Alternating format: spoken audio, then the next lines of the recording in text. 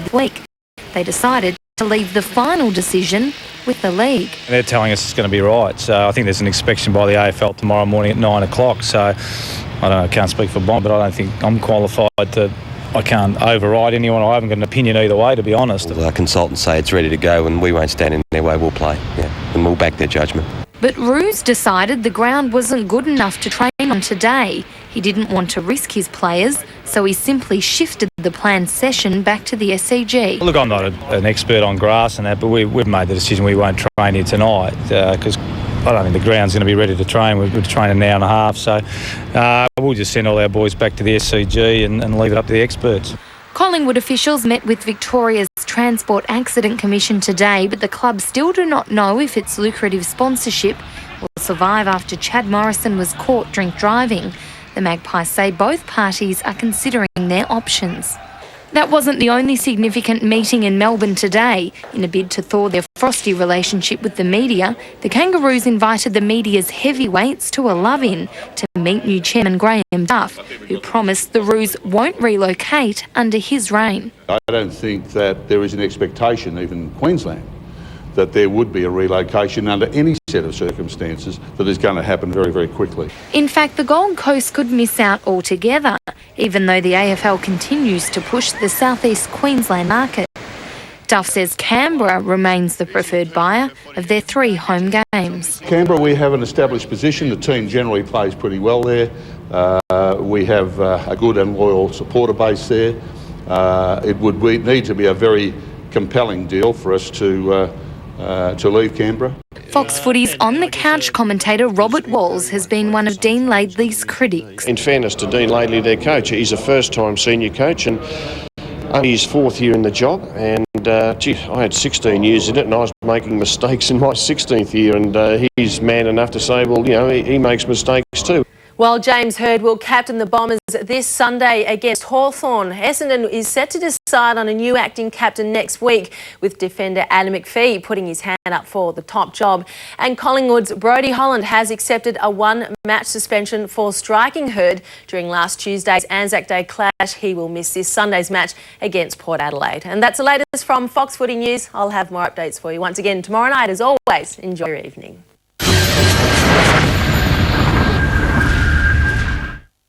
Australia's most feared lone serial killer, Ivan Milat.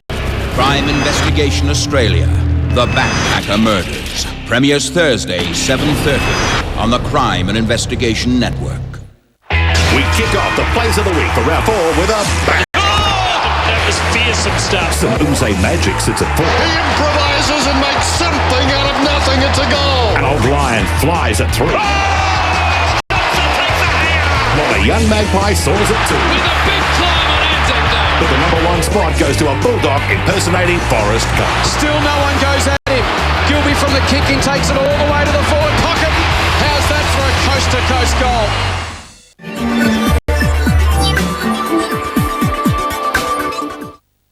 The 2006 Premiership season is brought to you by Toyota. Footy, oh what a feeling. Bunnings Warehouse, where lowest prices are just the beginning. Hungry Jacks, oh yeah. Tooheys Extra Dry, the clean, crisp taste. Harvey Norman, there's a store near you. And Motorola. Hello, Moto. The following Fox Footy match is rated G and may contain coarse language, low-level violence, and a couple of speckies. Meet Mark. He's a cat lover. He grooms them for greatness, spends years sharpening their claws to slice through the opposition. Meet Rodney. He's a dog lover. He trains them up, teaches them how to run and attack, then sets them loose on the rest of the competition. Now Mark, Rodney and their pets are let off the leash in this hard-hitting new reality drama. Who is the superior species? The fur will fly and all will be revealed as we go in search of the truth about cats and dogs. Now showing at the Telstra Dome on Fox Footy Saturday.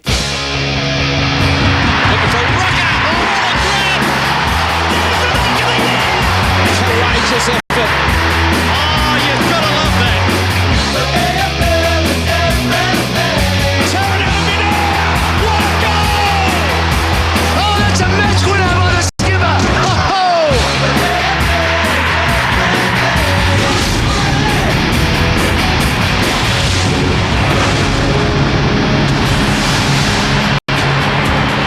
The Geelong Football Club, they've had a week under some acid, under some pressure down at Sleepy Hollow after their disappointing performance last week against Hawthorn. They run out on Fox Footy Saturday, keen to atone.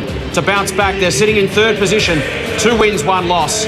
2 big victories over Brisbane and the Kangaroos, and then, as I mentioned, a 52-point belting at the hands of Hawthorn last week. Good afternoon, welcome to the Telstra Dome for Anzac Day weekend, Fox Footy Saturday. Jason Bennett alongside David Parkin. Parko, a big day for both these sides. The Bulldogs want to maintain the momentum, and the Cats, well, they need to get it back. Yeah, it is a crucial game for each club, and that probably all goes well for a great combative game today. They both play fast, exciting brands of football. Nathan Ablett, Tom Lonning, and 2 youngsters back in the side, played just 4 games apiece. The Geelong side decimated by injuries right down their spine. Cam Mooney going to be an important player. Lindsay Gilby, 29 and 27 possessions against the Cats last season. He's important. And West versus Bartel, what a battle that would be. Oh, yeah, it's going to be interesting. They're 2 very different kind of players. That battle might almost decide the game, Jason. Brad Ottens will start in the ruck. Hasn't spent a lot of time there in recent times. Neither's Peter Street for that matter. And Mitch Hahn may find himself at centre-half forward alongside the dangerous Robert Murphy. Yeah, I think the ruck thing, I believe that Ottens just has to stand up today as a ruckman to give them that advantage. Brad Johnson, the Rolls-Royce at full forward for the Bulldogs. There's the bench. Some exciting young talent. Ray, Power, Skipper and the veteran Brett Montgomery. And the Geelong bench, Tanase, Burns. Wojcinski back for his first game since round 2 of last season after a knee reconstruction. Of course, coached by Mark Thompson. There's the Western Bulldogs. They sit top of the table, undefeated after 3 rounds. They haven't won their opening 4 games in a season since 1998. And they've got a pretty good record against the Cats as well. Won 5 of their last 7 against Geelong. Can they keep that going this afternoon? Well, joining us this afternoon throughout the commentary, Tony Shaw and John Barnes. And gentlemen, you were both down at the Cattery last week, and Tony in particular, the intensity from the Cats. They've copped a lot of criticism. They'll be keen to bite back this afternoon. Well, they will, Jason, and they'd have to, because last week at Skill Stadium, the first 10 to 15 minutes, there is no doubt that they lacked intensity in the game. There was no pressure, and that allowed Hawthorn to run as much as they can and carry the ball through the lines. Johnny Barnes, you were down there. How did you see the intensity of the Cats from the boundary line? Yeah, look, I thought that Hawthorn clogged up Geelong's space. They denied Geelong the chance to run the ball. And the vision of play we've got here, they just used it well. They used their big blokes. Everett and Campbell were absolutely dominant. Geelong are lacking in the ruck, Tony. There's no doubt about that. We see here some of the vision here, which you can tell they just were not on their game, the Cats, Jason. And we just have to wait and see, will the real Cats turn up early in this game here today? Thanks, gentlemen. Look forward to your comments throughout the afternoon. We've spoken to the 2 ruck divisions. They're both pretty depleted, so it might cancel themselves out. We'll start with the Western Bulldogs. Peter Street in for his first game against his old side, Geelong. And Wade Skipper, well, he was fantastic last time these 2 sides played, but Street, an opportunity. Yeah, a real opportunity, but he has struggled, JB. I think Skipper's probably a far better performer in that era. Won't be very surprised if he's not in doing that job early. Here is Wade Skipper against the Cats. Round 17 last year, he kicked 5 goals. His best game of league football for the Bulldogs. He'll be hoping to replicate that this afternoon. Crisis creates opportunity, as Alan Jeans has always said. Looking at it from a Geelong point of view, crisis for them is creating inflexibility. They love to use Cameron Mooney as their spare parts man. He'll have to spend some time in the ruck today. But having said that, Mark Thompson likes him there. He has a feeling that Mooney tends to get bored during games. Keeping him on the ball keeps him interested. Well, that's an interesting comment by a coach about a player, but he is crucial. I mean, he is so versatile. I hope he doesn't play long on the ball today. I hope Otten stands up and allows the other one to do what he can do best. And Brad Ottens hasn't had a lot of time in the ruck in recent years. Did have 37 possessions, 37 hitouts rather, a career high against the Western Bulldogs back in 2003. All is in readiness. It's going to be a fantastic afternoon. Could be one of the fastest games of footy we've ever seen. The Bulldogs, the Cats, coming at you next. He runs to 50, unselfishly gives it across to Johnson, who's looking at goal number 6 and hammers it home. 6 goals to that man on screen. Garlic over the top to Johnson from the pocket, goes with the drop, hard snap and goal! They can do no wrong! Johnson has 4!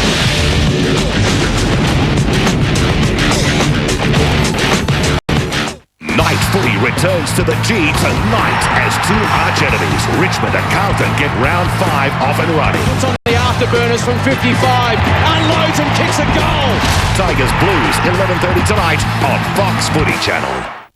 It is the most gut-wrenching football story of our time. A heartbreaking battle with cancer. A devastating and controversial omission from a grand final dream. How far do you go? Do you play with a person's life? Now, for the first time in over 30 years, Fox Footy Channel drops a bombshell that reveals the private thoughts of Hawk skipper Peter Crimmins just moments after being omitted from the 75 grand final side. Don't miss part 1 of the Peter Crimmins story. Headliners, Wednesday, exclusive to Fox Footy Channel. Ladies and gentlemen, welcome to round 4, the Anzac round. The Australian Football League and the Western Bulldogs and Geelong football clubs invite you to join with the coaches, the players and umpires as we stand to honour the Anzacs and all those men and women who gave their lives in the service of their country. To join us on this occasion, we have the Vice President of the Victorian RSL and Vietnam veteran, Mr. Robert Webster.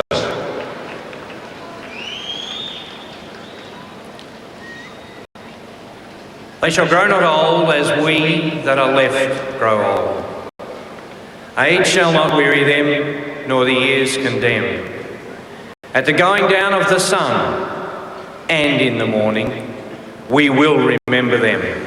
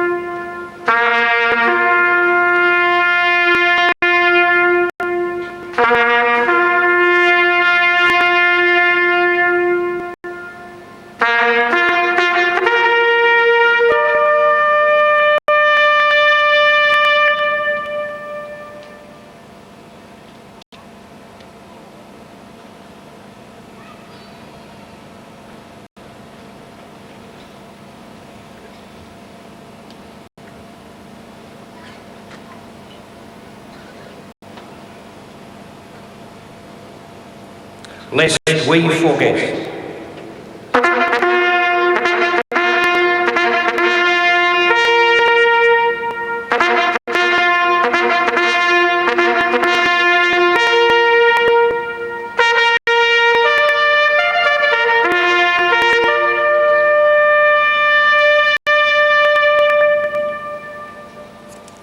Ladies and gentlemen, please remain upstanding for the national anthem of Australia.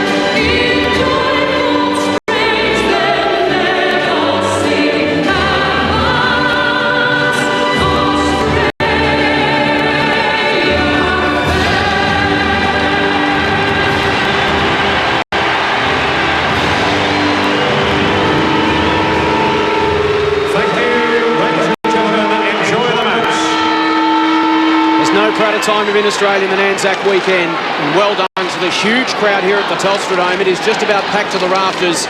Absolute silence throughout that ceremony, honouring all those who have fought and fell, including 137 league footballers killed in action across the years. And we are ready for a fantastic contest this afternoon. And gentlemen, David Park and Tony Shaw, an interesting stat. The Western Bulldogs under Peter Road were 9-37 at the Telstra Dome. Up until round 4 last year, Rodney Eade took over. Since then, they're 10-1. The Rodney Eade game plan and the Telstra Dome are ideally suited. Look, that is an unbelievable stat, and it probably indicates more clearly than any of us who have been observing the manner which this group play, based on a very high level of skill, but probably the quickest team over the ground that I have seen in my lifetime in football. And I guess Geelong have picked a team somewhat smaller and quicker, with Tanase and Wojcinski both back in the side trying to match that potency in the speed department. Sure, it's their fourth week in a row at the Telstra Dome. We know that it takes a bit out of the legs. Might they be feeling a little weary this afternoon? Well, they might be, because Rodney said that, yes, they were sore during the week, and they're looking forward to maybe having a couple of days or games away from the Telstra Dome. I don't think it will worry them today. The worry for the Geelong side is, can they get their defensive intensity up enough, better than what they did against Hawthorn last week, to pressure Western Bulldogs into mistakes. But looking forward to one of the best games of the season, no doubt. Look, when you talk about the Western Bulldogs, they're going to be tested here too, because their form's been brilliant, Jason, but you're coming up against a side that we think might play off in a grand final. So they're undermanned in certain ways with their tools, but as David said, they've now picked a side, because they had to through injury, that might suit against the Western Bulldogs. Well, the Doggies have won 8 of their last 9 games since round 17 of last year. They'd won just 2 of 8 prior to that. The Cats will kick to the right of screen. Cameron Ling, the stand-in skipper. But having said that, KB, Geelong, they've won 5 of their last 7 since round 21 last year. Was last week a blip on the radar. They've got their chance to prove it this afternoon. Well, they need to. I suppose we say they're legitimate contenders, potential, and of course we've got some young kids now who've grown into seasoned footballers, and that window of opportunity is there for the Cats. If you want to put the slow on the Bulldogs, they have beaten Richmond, Melbourne and the Bombers, who have won only 1 game between them so far this year, but they've won 8 of their last 9 games, the Bulldogs. And you've got to be a pretty good side. You've got to have a lot of confidence and self-belief to win 8 out of 9. It could be unorthodox. We know it's going to be quick, and we are fully expecting it's going to be very exciting. Probably the 2 smallest combinations to take the football field in many a year, really. You look down the spine, as we mentioned with Geelong, they're missing their number 1 fullback in Scarlett. They're missing their centre-half back in Harley. They're missing their number 1 ruckman in King. They're missing Playfair, their centre-half forward. Kingsley, their full forward. Yet the Doggies, they're without Luke Darcy, Will Minson as well. You throw it all together and it all adds up to being a fascinating contest. JB, if they do get up, it answers a lot of questions about Geelong.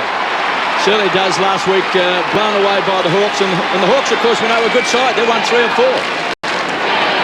Big crowd in at the Dome. All in at readiness. Fox Footy Saturday is go.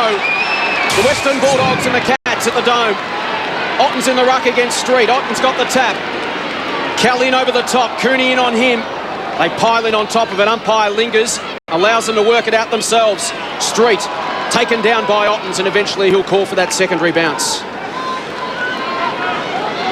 Who says the contests aren't as good as they used to be? That was a rolling maul, wasn't it? Ottens and Street. Kelly again, first possession off the ruck contest. Went looking for Ablett. Morris put his head over the football. Bartel in there working hard. He's got a good record against the Doggies. Paul Brownlow votes in 2 of the last 3 games against them, James Bartel. We'll have a tertiary bounce as we take a look at the Bulldogs bench. Some run, Ray and power. Some experience in Montgomery and a spare big man in Skipper. Umpire plucks a free. It's going to Brad Ottens for a ruck infringement. Slade breaks to the Doug Hawkins wing and takes the mark in front of Brad Johnson.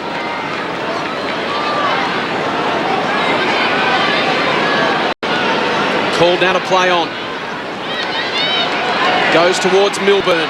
He's got a couple of metres on McMahon. Tries to step in, loses his feet. McMahon wraps him up and gone. Jordan McMahon in career best form. That'll fix him. Milburn gets it back. Inside 50. All Bulldogs taken on the chest by Lindsay Gilby. Recognises the best kick in the competition. The Bulldogs have got a style of play, and it's to run the opposition off their legs. Here's Cooney across half-back. One of their young guns. KB, just one thing, there's a bit of a lull here. There's no doubt that Geelong side are playing man-on-man, one-on-one. There's not a lot of flooding at the moment. Might have learned something last week, Tony, against Hawthorn. Here's Harris, goes short. He's looking for Scotty West. He's got Kelly as his opponent. Bowls him over the line, and we've got to toss back in. And Tony's worked. That's exactly what has happened. They're being taken around the ground by the Western Bulldogs players, but Geelong have nailed every single one of them. This is the closest contest make-up I've seen for many, many weeks.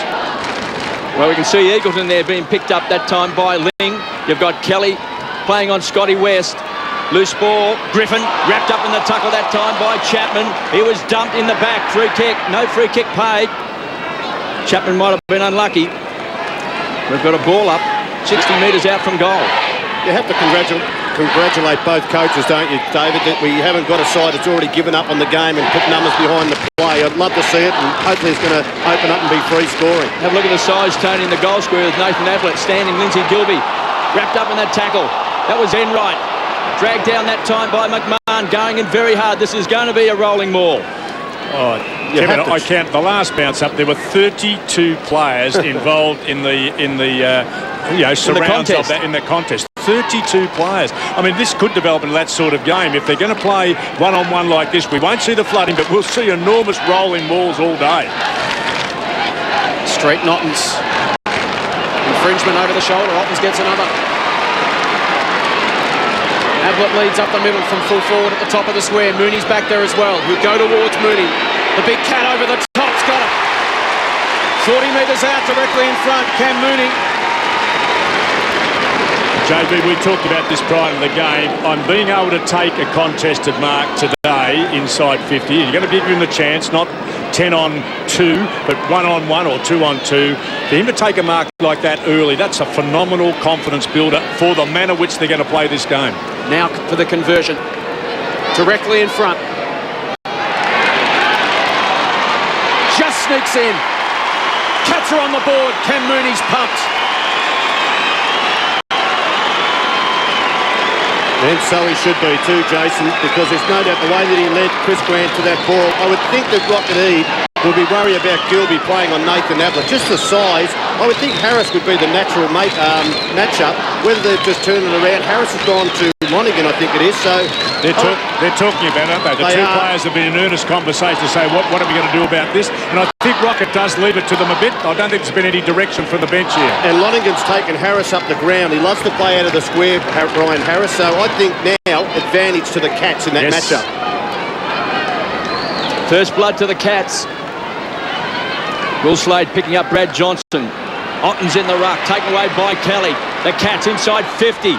Coming out that time hard. The Bulldogs share the ball. Griffin to Grant as the champ comes away from half-back. Pushes the ball to open space. The Bulldogs like that. They want players to run onto the ball. Bowled over that time was Murphy. There's a contest. Rook hit the target. Look at Kelly. Just pushed off Griffin with strength. Backtracks and retreated. Gets it back to Will Slater, and Hunt will go wide to Callan. Young man still making his way in the game. They'll go short as Enright stands on 50. Scrubby old kick straight towards the boundary line. Chapman read it well. Likes to back himself in. Hammers the ball back towards Mooney. His confidence is high. He just might be inspired as Mooney hammers the ball long. Here's Ablett. Getting back that time is Harris. He'll have to get back. There's a huge size difference. And he thumps the ball back over the line for a toss back in. I think that question mark about the intensity of Geelong's been answered pretty early in this game. They have come to play today. Cats by a goal. Ottens tries to take it from the ruck. Releases the handball. West. Tackle.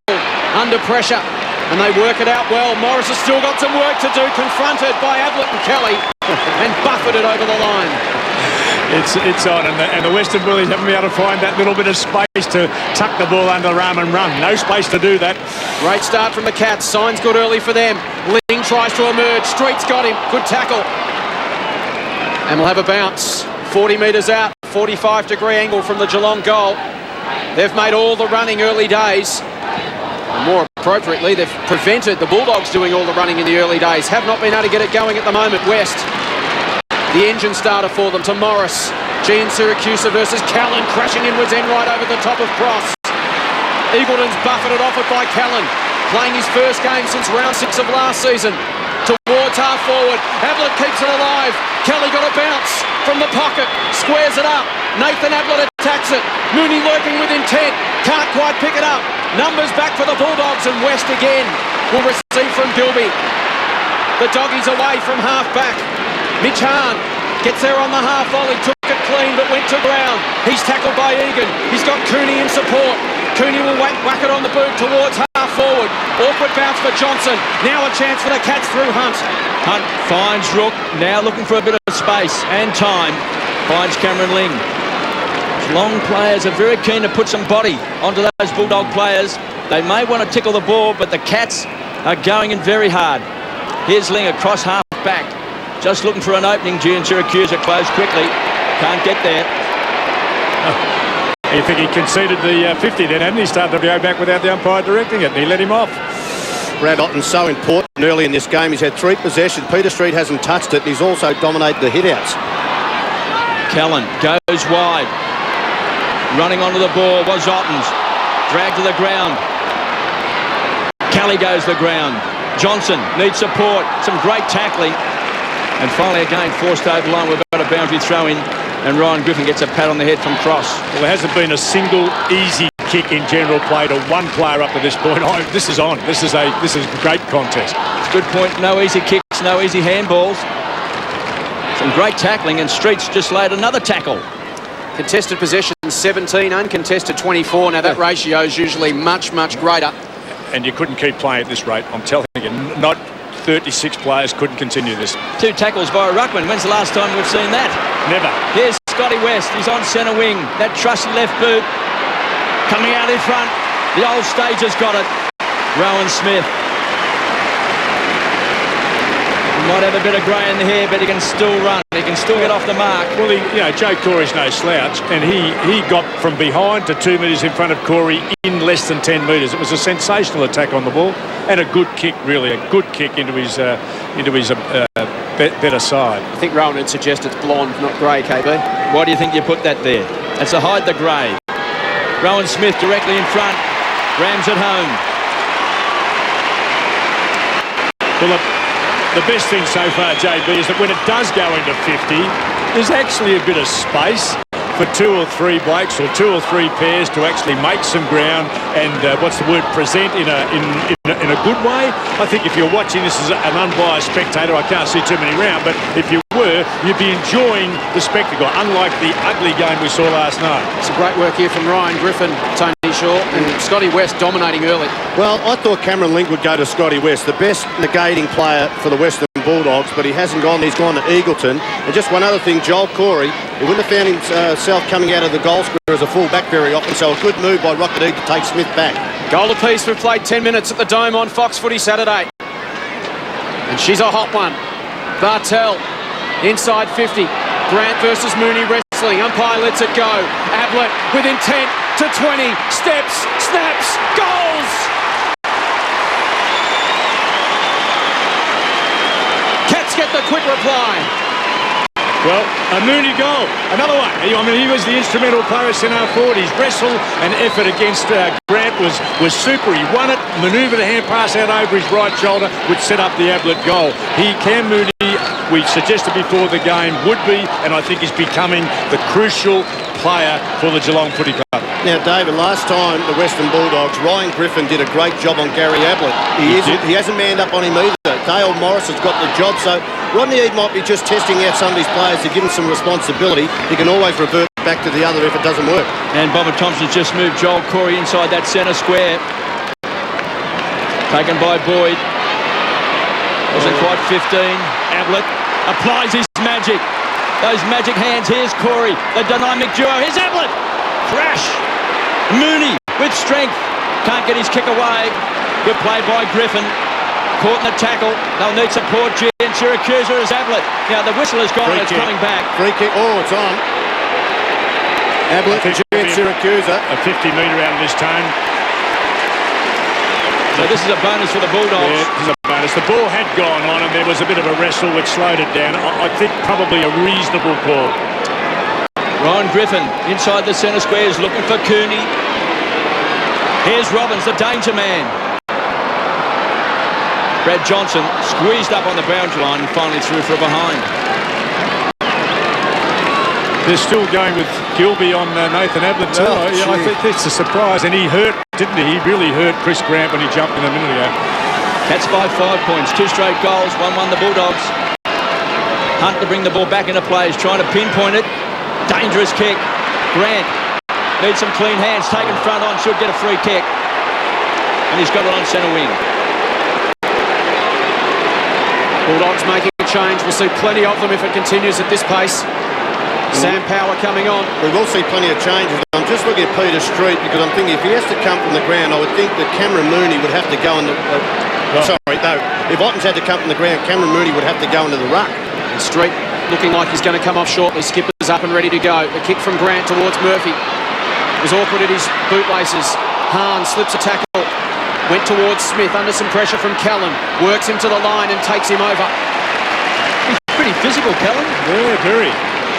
The son of Terry Callan, who played 62 games for the Cats in the early 60s. And I think Kevin would have suffered the consequences of Terry Callan. Yes. He was a nasty little player, he was. You're just bringing back memories as well. I was looking at the son. Otten's got the tap. Enright received from Egan. The Doggies hunting in a pack at the moment. Free kick to Hahn. Holding him. Because he wasn't the dirtiest back pocket player ever played on. No, he's standing next to me. You're standing next to me. Yeah. Represented, Terry Callan represented the Vicks in 1961. Missed the 63 premiership for the Cats with injury. Hahn launches it long, right to the square. It's still alive. Ottens links up with the cleanly shaved David Johnson and goes to Chapman. Chapman goes towards Ling. Got a couple of metres on his man, Skipper. Cameron Ling, his second touch coming up. Chris Grant coming off the ground, looks hurt. Placed by Montgomery, hasn't looked right since he was thundered into by Ablett. Not the first time a man's been thundered into by Ablett, but probably the first by Nathan. straight down the rooms too, which is not a good sign. Ling's got it back. That would be a blow for the Bulldogs. Already light on for Talls, as are the Cats. It negates itself out this afternoon. It's going to be like midget wrestling out there. Enright, it's going to go short to Mooney. Montgomery's got the job now. The Grant's off the ground. Enright off for Tenace to come on. Now Slade coming off as well. Both sides ringing the changes. Enright came off for about 3 seconds and he's back on the ground. The ball's now with Hunt. The Bulldogs have flooded back in numbers. No one behind Josh Hunt. Now Tenace is open. I mentioned he's just come off the bench.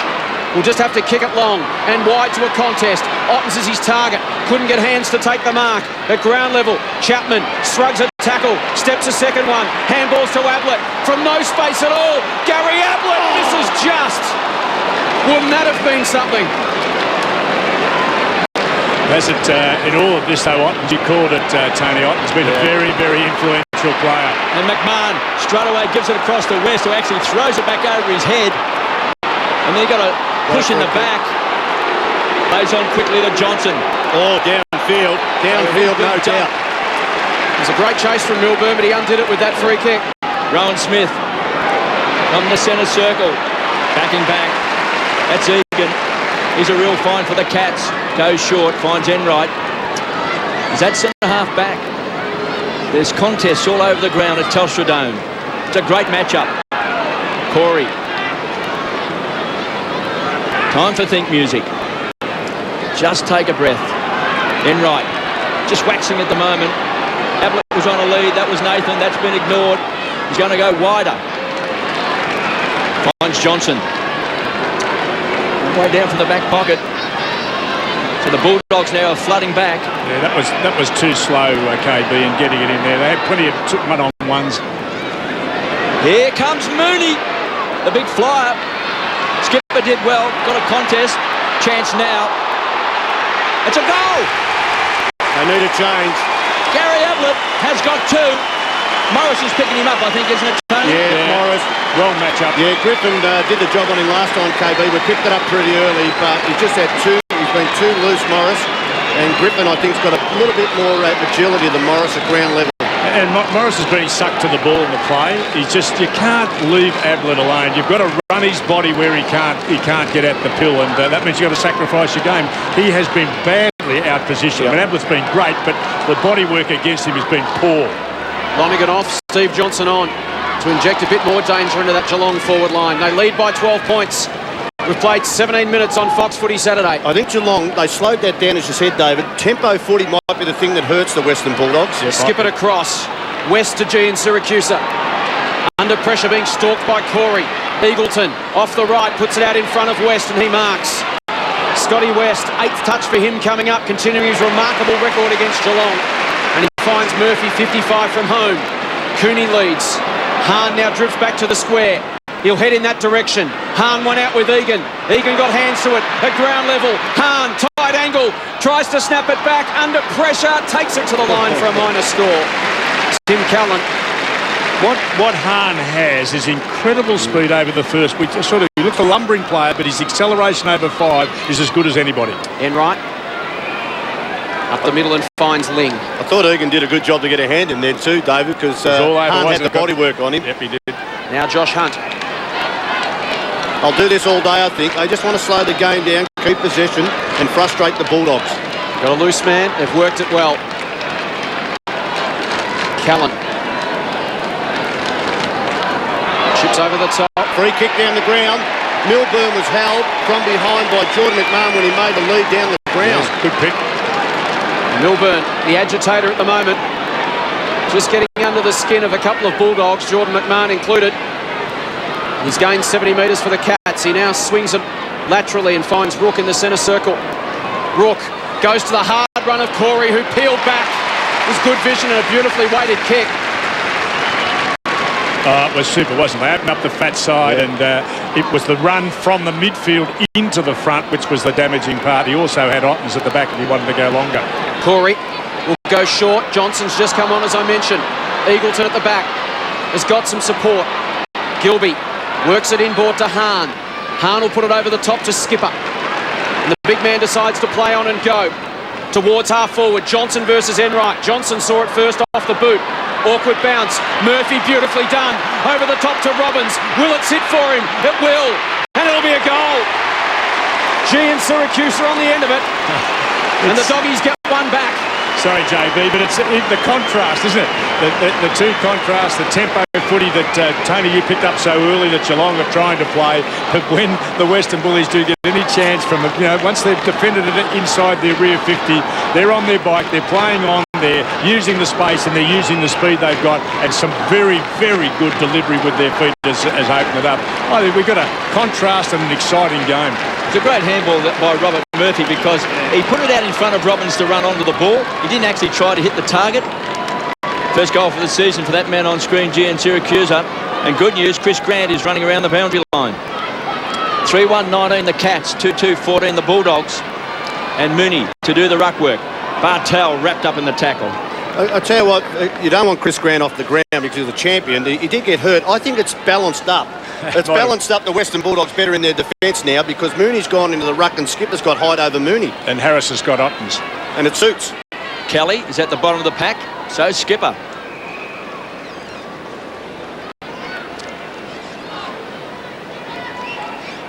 There's the bench. There's Chris Grant on the blower. Gary Zimmerman, the club doctor in the background. Punch forward that time by Bartels. Takeaway by Jordan McMahon. Finds Eagleton. He's had a great start to the season. Speared the ball in. He was looking for Gilby. Look at Scotty West. Just slid onto the ball. It was clever play. And Gilby's a great kick. Finds Johnson. West's ability as he was being taken to the ground, hit to the ground. He was able to get a palm hit back over his left shoulder, which set his mate up. It was just, I mean, most players would be worried about how hard they're going to hit the deck and survive it, and he was still eye on ball and making a hit on. The All-Australian and captain. He's kicked 8 goals for the season. Came off a poor game last week. He's pushed this wide and through for a behind. I think James Kelly hasn't got enough defensive game to run with Scotty West. If we talk about West had, 8 possessions now. Kelly's had his 4, but I think you've got to put Ling on to West. He can dominate and set him up, the Western Bulldogs. A couple of goals to Gary Ablett. Mooney's got one also for the Cats. Rowan Smith and Gian Syracuse. Kick goals for the Bulldogs. Here's James Bartel between fullback and centre half back. Goes wide. Looking for Corey. That's a great kick. Didn't have to break stride. Trying to find space. Shannon Byrne. Clean bowl. Chance for Johnson. He's just come off the bench. A chance for Byrne. A goal kicker. McMahon does great. No, runs him down. It'll come back. Is it coming back to Johnson? Oh, what happened? The umpire paid advantage, and then Jordan McMahon, he said, has pushed Byrne in the back, I think, after he paid advantage. I thought it was going to come back to the first instant. So Shannon Byrne will be shooting from 35 metres out. He's on a 45-degree angle. Nathan Ablett has just run off the ground. One goal for the season, this young man. Mark Thompson's got high hopes for him. He'd love to see him nail it. He can't. It's a bad miss. Through for a minor score. Bulldogs bring it back into play quickly. Guess who? Scott West. Possession number 9. Corey force a contest. Boyd to tidy up. Handball to Skipper. Big man did well in confined space. Towards Murphy. So clever. But even the bounce eluded him. Oh, Hunter, dangerous kick. Egan's got to go. He did. That left Hahn at ground level to clean it up. Good scrapping from the Cats. Rook under pressure. Johnson taken high and they'll get away with it. Dangerous kick. Matthew Egan had to put his body on the line and force a contest, and they got away with it. Well, that's the pressure of the game. Josh Hunt's a beautiful kick, but the kicker back in the corridor, 25 metres out. Sometimes the pressure just gets you and the decision-making's not great. Gee, it's a fantastic game. So many different matchups that you're going to be enthralled with over the whole game. Rook to Ling, and now Hunt. No one leading in the corridor for him this time. They're all manned up. Bulldogs going one-on-one. Hence Josh Hunt's uncertainty. He's under some real pressure now. He's got to give it to Bartel. He'll be run down by Robbins. He has to stand and wait. Lonigan did well. McMahon spoiled it. Johnson got it to Eagleton. Here's a raking left footer. Eagleton lines it up, brings it back and just misses. The other half of that Ling-Eagleton matchup is that depending who gets it, Ling can't run with him. So the matchup of a slow, tough one is the best call. Enright kick smothered by Hahn. Geelong tried to catch the doggies napping. It might come unstuck. Ray, Hahn, work the 1-2. He's got Grant forward of the football. Uncertain of his options. Now he'll go to the former skipper. From 55 to Murphy. Couldn't hang on. Hunt slaps it away and the opportunity goes begging. The crowd asking for deliberate. It'd be pretty hard on that occasion. They're just putting a lot of pressure on now, the Bulldogs. They're not just a talented running side. They do defend very well. Their forwards are doing a great job. Fox Footy Saturday. Cracking contest at the Telstra Dome. Hahn to Grant. Off a step. Misses. The pressure has been remarkable throughout the opening 25 minutes of this game. And even on that occasion, Grant had a little bit more time, but the inferred pressure starts to build. And when you get it, David, you just bang it on the boot. And people wonder why that wasn't converted, but you're quite right. It's what you expect, but it's not there. Hunt up the middle to Mooney, pushing into the defensive 50 after being stationed forward early in the game. Gary Ablett off to Chapman on. Bartel. Heart in the mouth stuff for Geelong fans coming out of the defence at the moment. Right, Chapman a good grab in front of Morris.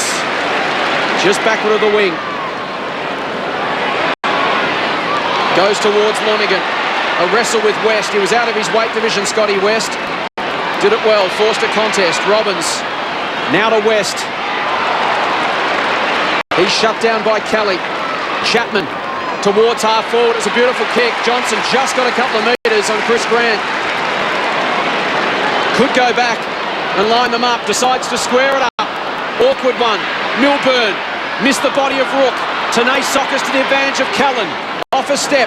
High ball. Grant will arrive late and crash the pack. Free kick again. Shepherding, holding off the ball. It's going to Ottens. As he was trying to make his way to the contest, had the Guernsey tugged by Brian Harris. And Brad Ottens will go back from 15 metres out, as good as directly in front. Well, the umpires are getting involved in the game, and that's what we've got 3 umpires out there for. If the full-back is stopping the full forward, they're getting a run at the ball, well, you've got to pay the decisions. Hopefully we can catch it on the replay, but I don't know. It was a long way behind play. But gee, Ottens has had an impact, Dave, in this game. And just like that, he was so concerned, Harris, that he did grip on and wasn't going to get him access to Harris. He gives him a foot, doesn't he? Yeah. Just caught it out of the corner of my eye. He was hanging on to Ottens' right arm as Ottens was making his way to the contest, and Brad converts. Important goal for the Cats. They just build a handy little 9-point buffer in the shadows of quarter time. Brian Harris not happy, saying, look, if you're going to call it on me for grabbing his arm, make sure you're consistent. You call it all afternoon. And JB, that's just about been the difference, hasn't it? The alternatives and options created by both sides have been similar, but the conversion and finishing of Geelong has been better around the goal. Cats by 9 points. We've played just over 27 minutes in this opening term. He's had it 6 times, Ottens, getting his hands on the ball. Taking the ground that time is Enright. They burrow in. James Bartel is there and we've got a ball up. It's so important, Ottens, not just the impact early in the game. Will he be able to see the game out? Interrupted pre-season, hasn't had a lot of game time. And they haven't taken him off the ground, have they? No. They put him back into the pocket as soon as he comes off the ball. Boyd thought he had it, lost it. Wade Skipper's at ground level. And the other thing, Cam Mooney, I don't think you can take Cam Mooney off the ground. He's going to play forward. He's gone straight from the ruck into the forward line. So, again, that might pay a price too in the end. Ottens just reaches over the top to Corey. The best and fairest winner comes away. Finds Milburn, his partner in crime. Poor kick. And getting back, reading it well that time, was Harris. Goes wide to Cross. There's a ball magnet. Out in front looking for Murphy. Marks in front of Hunt.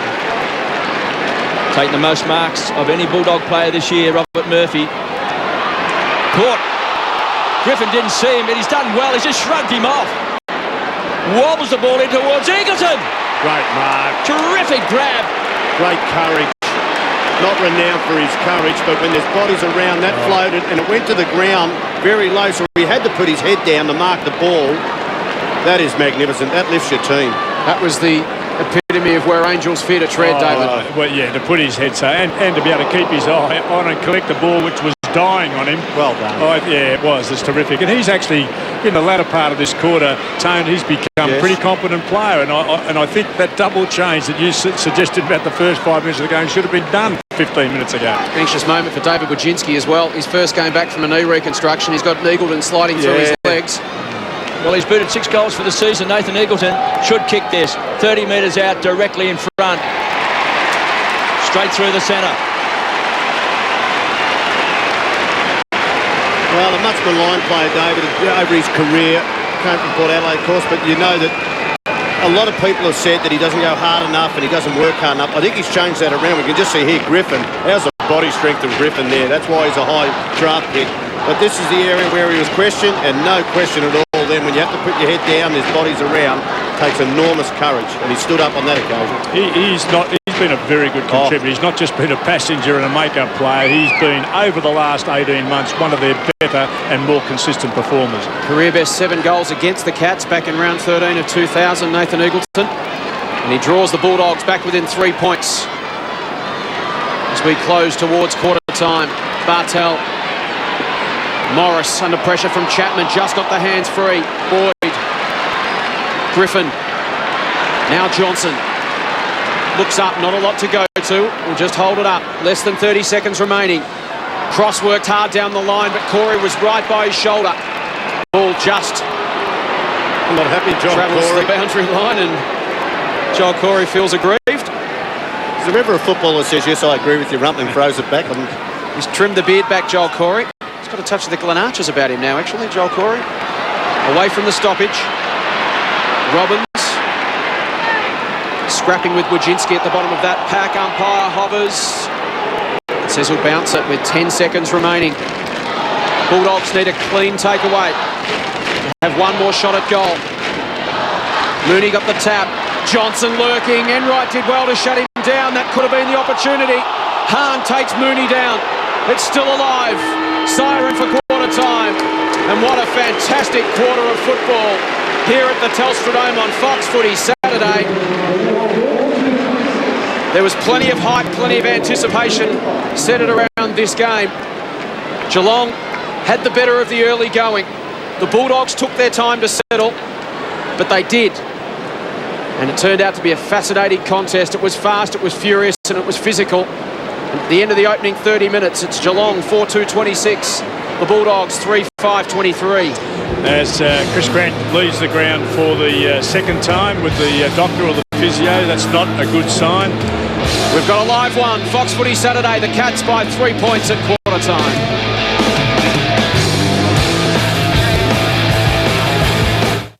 Tonight, why don't you pay a visit to your local? Get switched on! Every week, the VFL Match of the Round proves the best from the Garden State. Goes bang! VFL Match of the Round, tonight, 8:30 on Fox Footy Channel.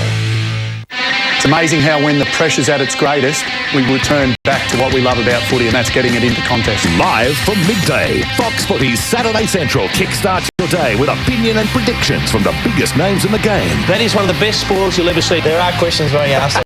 Live match reports, breaking news and key interviews from around the grounds, and legendary banter in the studio. What did you get your last couple of years at Adelaide when you were chasing a bit of super? Not enough. Saturday Central, live and exclusive from midday. Second term Fox Footy Saturday from the Telstra Dome. Thanks for joining us right around the country. It's a ripper of a game, isn't it, as Cooney gets it out. Here go the Dogs. G and Syracuse puts it out in front of Hahn. He's got Hunt to beat. Can he twist and turn and get him around? He can. Off the left. Goes to the top of the square. Murphy will fly. Couldn't quite bring it down. It's still alive. He's given away a free kick. Oh, no, he's called it back. He was going to play advantage. Looks like a free kick to Murphy for over the shoulder in the spoil. How good was that, though, Tony? I mean, Murphy jumped clean over the top of them. I know they're not the biggest bunch of players on the field. He went over the top and landed cat-like on his feet to make the first attempt to possess at the ground level. It was a super effort. Jumped over Wajinski, Dave, who's about 5'2". That's true, yeah. Geelong fans will be bemoaning at incidental contact, but it was there. The spoil from Callan just lingered over the shoulder of Robert Murphy as he was coming down. And Murphy would expect to convert from here. And Wajinski was on his knees too, Tone. Sorry about that. Murphy to restore the lead for the Bulldogs in the opening minute of the second term, and he does. A clean takeaway out of the middle for the Bulldogs, which is significant because really of the clearances in the opening term, they were pretty level. The Dogs now have 8 to 7, but Geelong had better quality clearances in the opening quarter. The Bulldogs had to scrap for theirs, but it was pretty tidy that time. I wonder, Tony, why Rocket would be giving them a rocket at quarter time. Do you think a rocket was deserved if John's assessment's accurate? Not really. I think both sides have come here with an aggressive approach. I think Rodney Eade might be trying a few things out too. He's got different matchups on Gary Ablett. Got James Kelly on West, I think, which is a dangerous matchup. So whether he's trying to find out a few things early in this game can revert back to the other, and here's West again. Scotty West is wrapped up in the tackle by Kelly. We just saw Chris Grant riding the bike in the tunnel, so there's some good signs there. The Doc was with him. High contact on Joel Corey, hence the free kick. Corey inside the centre square, goes short. Ottens is the target. And a very good first term. At it 6 times, kicked a goal. Has rucked well. Getting back there. There it is. Mooney just too big, too tall, too strong, and too good. We called it early, but you've got to get Chris Grant on. If he can get out there, you need someone with some body strength to go to Mooney. There is nobody, sorry. There is nobody. Who's left who can actually be placed in that position? 14 centimetres and 15 kilos between Gilby and Mooney. Well, I mean, that showed, didn't it? That was a lot, you know. One out. He kicked the Cats' first goal. Just to kick-start the second term as well. Bangs it home. Well, there is someone. Brian Harris has gone to young Lonigan. Now, I think Gilby would handle Lonigan better than Mooney. No so doubt. just put Harris onto Mooney, and then Gilby can go back to Lonigan, because I think Geelong wouldn't go through Lonigan as much as they would Cameron Mooney. That's a good point. But they'd be worried. I think you're right. I don't know argument, except Harris plays better back there, and I'll take him back out again. So it forces him back up the ground. Harris doesn't like it up there. It's not nearly as effective. But the game's going to be kicked over. You know, the goal's going to be kicked over. He's going to kick goals. Yeah. So the Cats back in front. Early stages of the second term. Ottens takes it from the ruck. Did it well to Corey. Slick hands. Over the top, release Burns. Burns off the left foot. Goes towards Lonigan. It clears he and Harris. Chapman tracks it back, but Gilby will take it to the line.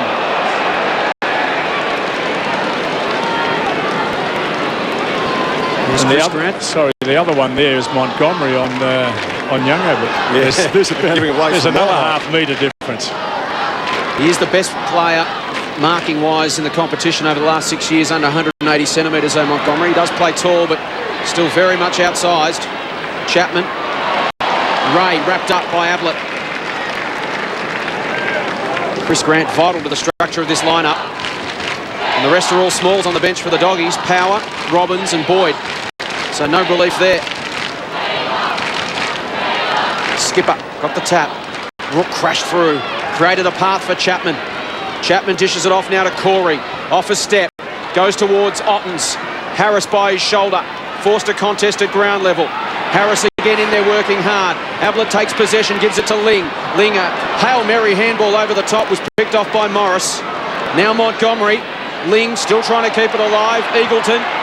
Chapman. High ball to the square. Lonergan versus Gilby, but he got some support this time, Gilby. As we head down to John Barnes. Chris Grant's got a kidney belt on up here and down here, and he's taken about 4 Panadols, so he's a bit sore on the right side. He's got one on now. He copped one in the first quarter, a kidney belt. Here's Montgomery from half-back. Comes away from half-back. Couple of casual bounces, just weighing up the options. He's got one from G in Syracuse, who wanted space. Murphy says kick it short. It's take 2 to G in Syracuse, and he marks out in front of Will Slade. Wade Skipper's off and Chris Grant is on. Here's Brad Johnson. Quick lead, chance now for Mitch Hahn. Just dropped into the spot. Well, Kevin, I know he'd be sitting up on the bench with me. Young Nathan Ablett would be there. He sat back at centre half back while his man ran about 80 metres down the ground. All his mates were pulling backwards. No one had to come to me because they're going to give up an easy one. Caused this goal by no defensive pressure at all. Just to put the Bulldogs back in front, Mitch Hahn has kicked a goal. 5-3-33 the Cats, 5-5-35 the Bulldogs. He's an important player, Mitch Hahn, Kevin, because he can push onto the ball. He's a ruck rover, he's hard at the contest, and he can also mark above his head fairly well. I think it was Tim Callan's got the job on him, and that's a big ask for a young kid, although now they're pushed back, and Egan's gone to Mitch Hahn, which is a bit better in the body strength area. Yep, 16 kilos the difference between Callan and Hahn. He's deceptively big, Mitch Hahn. Yes. Grant's gone now to Nathan Ablett. Yep. I'm just trying to pick up where Lindsay Gilby is. They want him up the ground a bit just to use his attacking ability. Goal for goal at the Telstra Dome on Fox Footy Saturday. Bulldogs with a 2-point advantage. Ottens against Street. Kelly. Free kick going Bulldogs' way. It's going to Peter Street. Gilby's pushed forward. West. Through traffic, but under pressure. Ineffective kick towards centre half forward. Johnson ran underneath it. Ray took possession, but he was crunched by Burns. Similar fate for Kelly. Ling. Now Kelly releases Ablett. Can look up. Not much inside 50. They're all heading goalwards. Ottens versus Grant is the contest. Ottens in position. Grant did extremely well. He was out of position. Danger not passed yet. Chapman's run down. Free kick. Geelong. Free kick.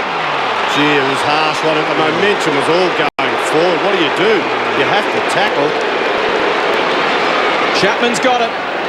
This was a super job, wasn't it, from Grant? Great work not to give a free kick away. As good as you can do without giving a free away in that situation. Chapman got one in the back, as you mentioned, Shorey. The momentum carrying him forward, it's always a dicey one. It is. He's a very skillful player, Paul Chapman. He's kicked 3-2 for the season. This to put the Cats back in front. Across the face of goal. And misses the lot. I think the Bully supporters are happy with that. Let's take another look. Well, they weren't very happy with the free kick, and I reckon that's a reasonable unhappiness. Bulldogs by 2 points, and Jordan McMahon, a bouncing machine, comes away from half-back. Finds Gilby, but he's given away the free kick. Finding it hard at the moment, Lindsay Gilby. The test is on here. Goes to Callan, drops it in short, finds Corey. It was a good decision. He definitely interfered with the player a long ball before it got there in the back. Great decision by the umpire, who was on the wrong side of it. Here comes Nathan Ablett. Oh, Harris was a high flyer. Chance for Enright, took it away from Gary Ablett. Quick snap. He's kicked a goal. That's a big one. Gary Ablett, you are a star. It was great play, wasn't it? Quick hands. Fantastic read, but a very, very poor defensive effort by Cooney. Stuck out a limp arm, and Ablett went round like that as if it was a gate wide open. But the read of it by Ablett is terrific off the ball, isn't he? Fantastic setup. And He's so good close to the ground, isn't he, David? What I like about Gary Ablett is he doesn't go to ground, he maintains his feet, and he takes the ball with a one grab, because really good players don't fumble. You see a lot of players paddle the ball long, but he just puts his hands on it and grabs it. Fourth lead change for the quarter. Geelong back in front. Callan attacked it.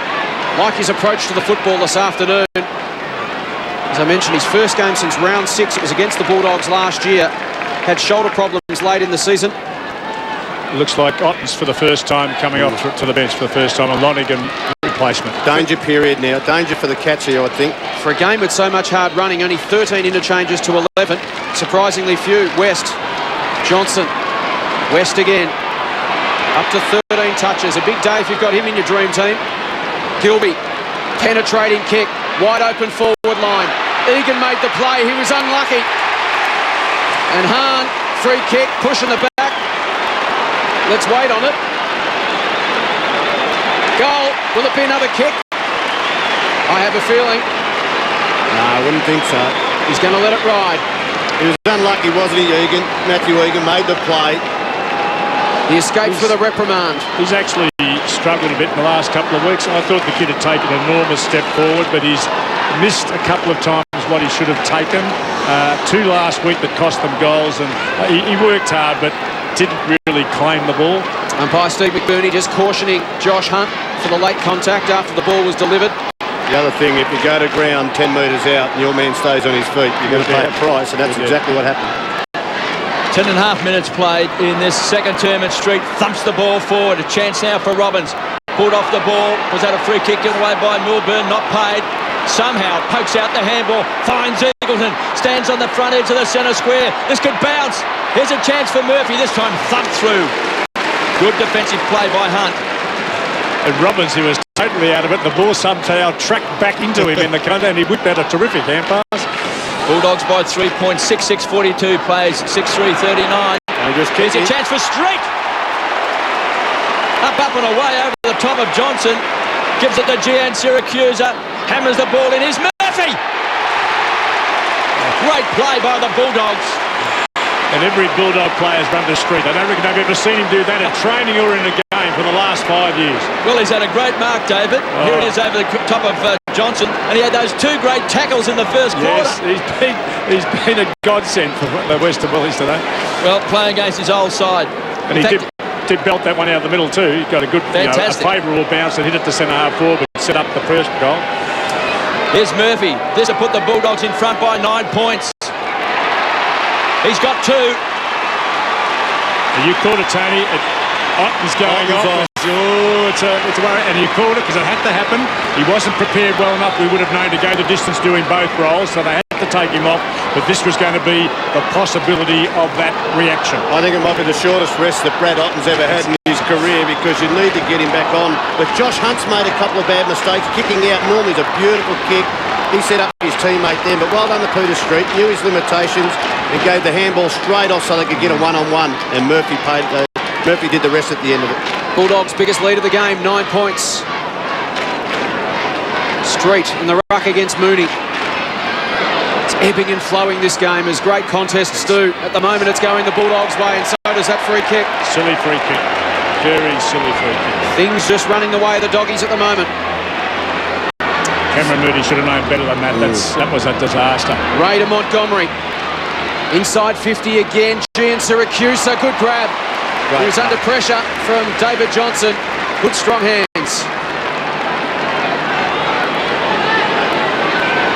See what he's got in front of him. Now the lead from Eagleton. The lead from Murphy. He doubles back. Johnson's at the top of the square. Now Robbins. That's the lead they were trying to manufacture, and they did it well, but a beautiful spoil from Will Slade. And that was a fantastic camera shot of exactly what the forward line structures are trying to do. Just using that space, trying to create. He hung on the football and waited for the right option. One of about 8 very specific and hard leads by the Western Bullies. It was a great spoil from Slade to shut that down. Johnson tried to paddle to the back of the contest. Hahn shoulder to shoulder with Ling. He takes it to the line. Umpire says throw it in. It's a dangerous setup here. Just have a look at Peter Street up against Mooney. He's going to get his hands to it first, unless it's a poor throw in. Mooney happy to go body to body. Street got it down and Mooney will take it away. Handball to Ling. Can give it over the top to Corey. He's got a bit of space. Steps inside Robbins. Just gets boot to ball. Awkward one for Kelly as a result. West, Montgomery. Johnson slid in hard for the Cats. Ling will go back and get his own ball. Handball to Bartel, missed the body. He's got to stand and wait as Hahn comes through. West took Kelly high. Play on the call. Bartel extracts it. Gives it to Corey on the lead. Lonigan, magnificent spoil. Good football from both sides. Milburn, Rook, Chapman's lurking. Grant tries to get back. Chapman worked off him. Always had the position. Great little passage of football from both teams. And Paul Chapman can go back and reduce the margin once again to 3 points as Wojcinski comes off to be replaced and Boyd's coming back on for the Bulldogs. And it started with Mooney. You called it in the back pocket in that ruck contest. Chapman for his first converts. 3 points the margin on Fox Footy Saturday. We've played 15 minutes in the second term. Jason Bennett, Kevin Bartlett, Tony Shaw, and here's David Parkin. JB, can I go back to that throw-in we were talking about?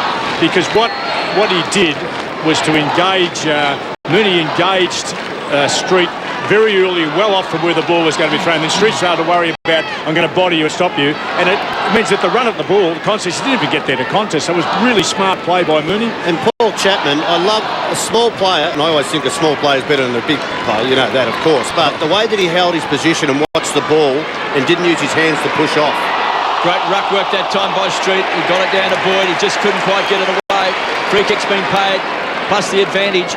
Tanase comes away, goes short, finds Kelly. He's playing on Scotty West. He's looking for Chapman.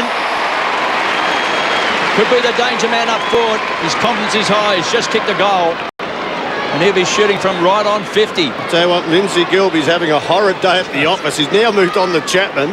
It looks like kicking maybe his second in a couple of minutes. Everybody he goes to, they're just going through. Maybe because Lindsay plays off him a little bit, trying to be the loose man in defence.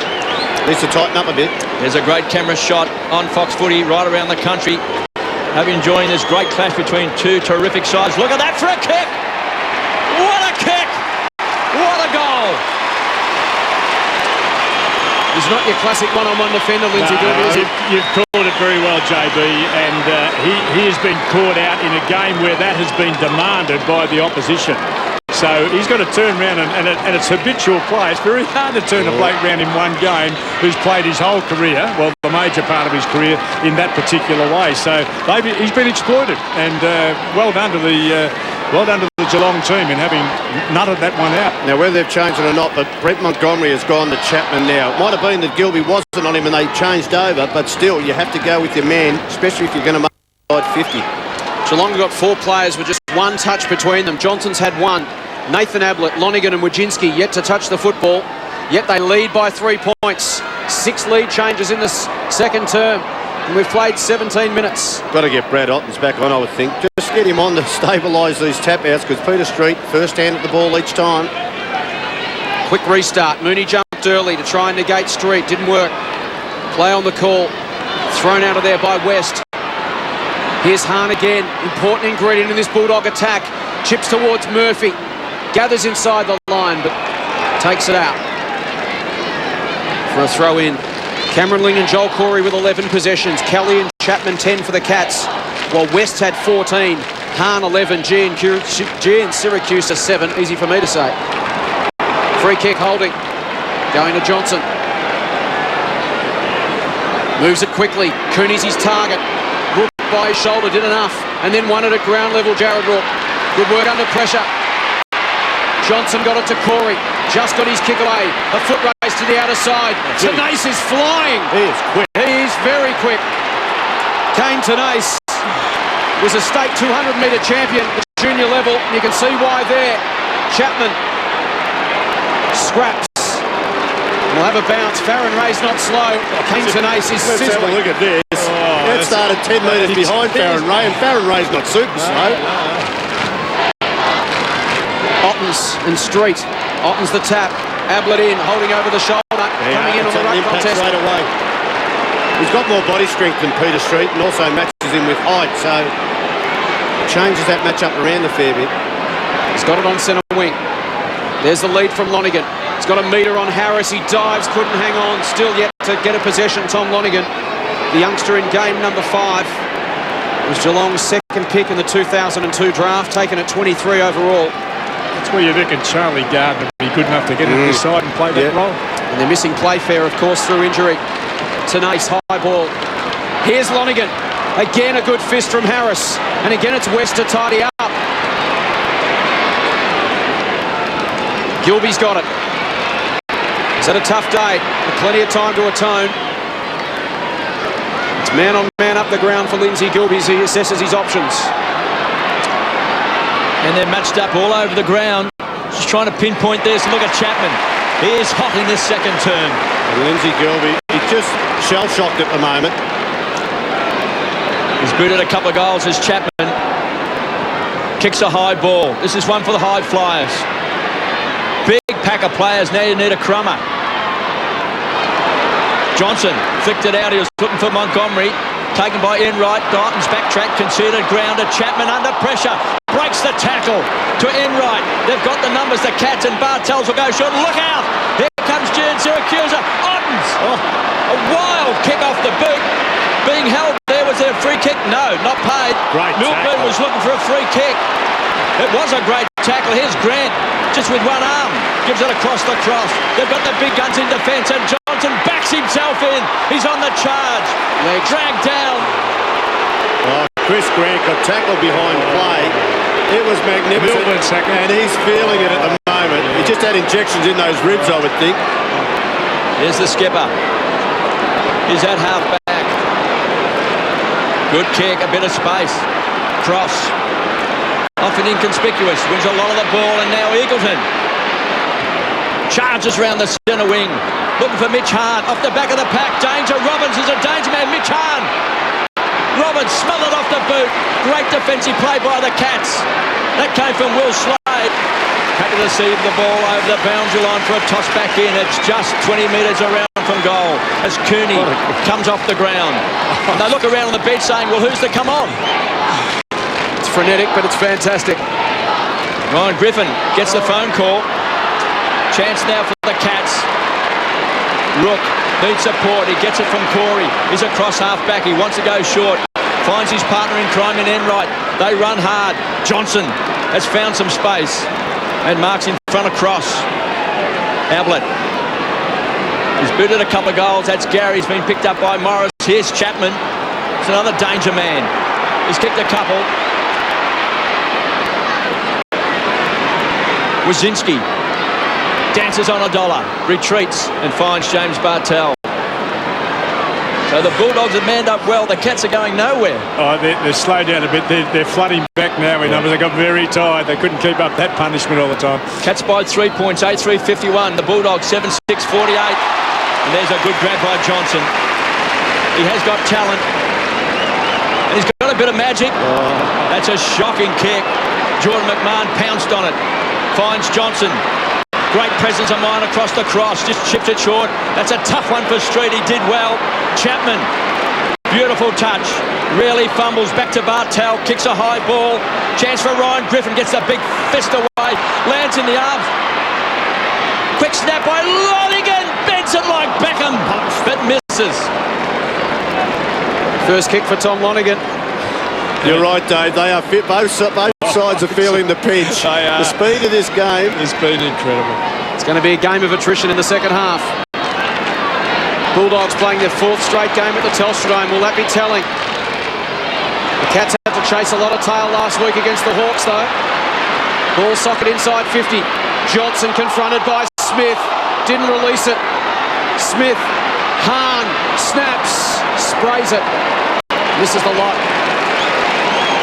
It's just a great game of pressure because Hahn had a bit of time there. Every player believes that their time's cut down, so both sides defensively are doing a job. Corey to Burns. Yep, well, no 50 there. It says get up, take your kick.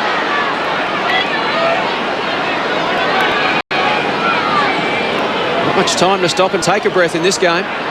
Otten's forced to the back by Skipper. Did well to take front spot. West being ubiquitous. Boyd run down. Johnson tackled. Ball spilt free and Johnson's hurt.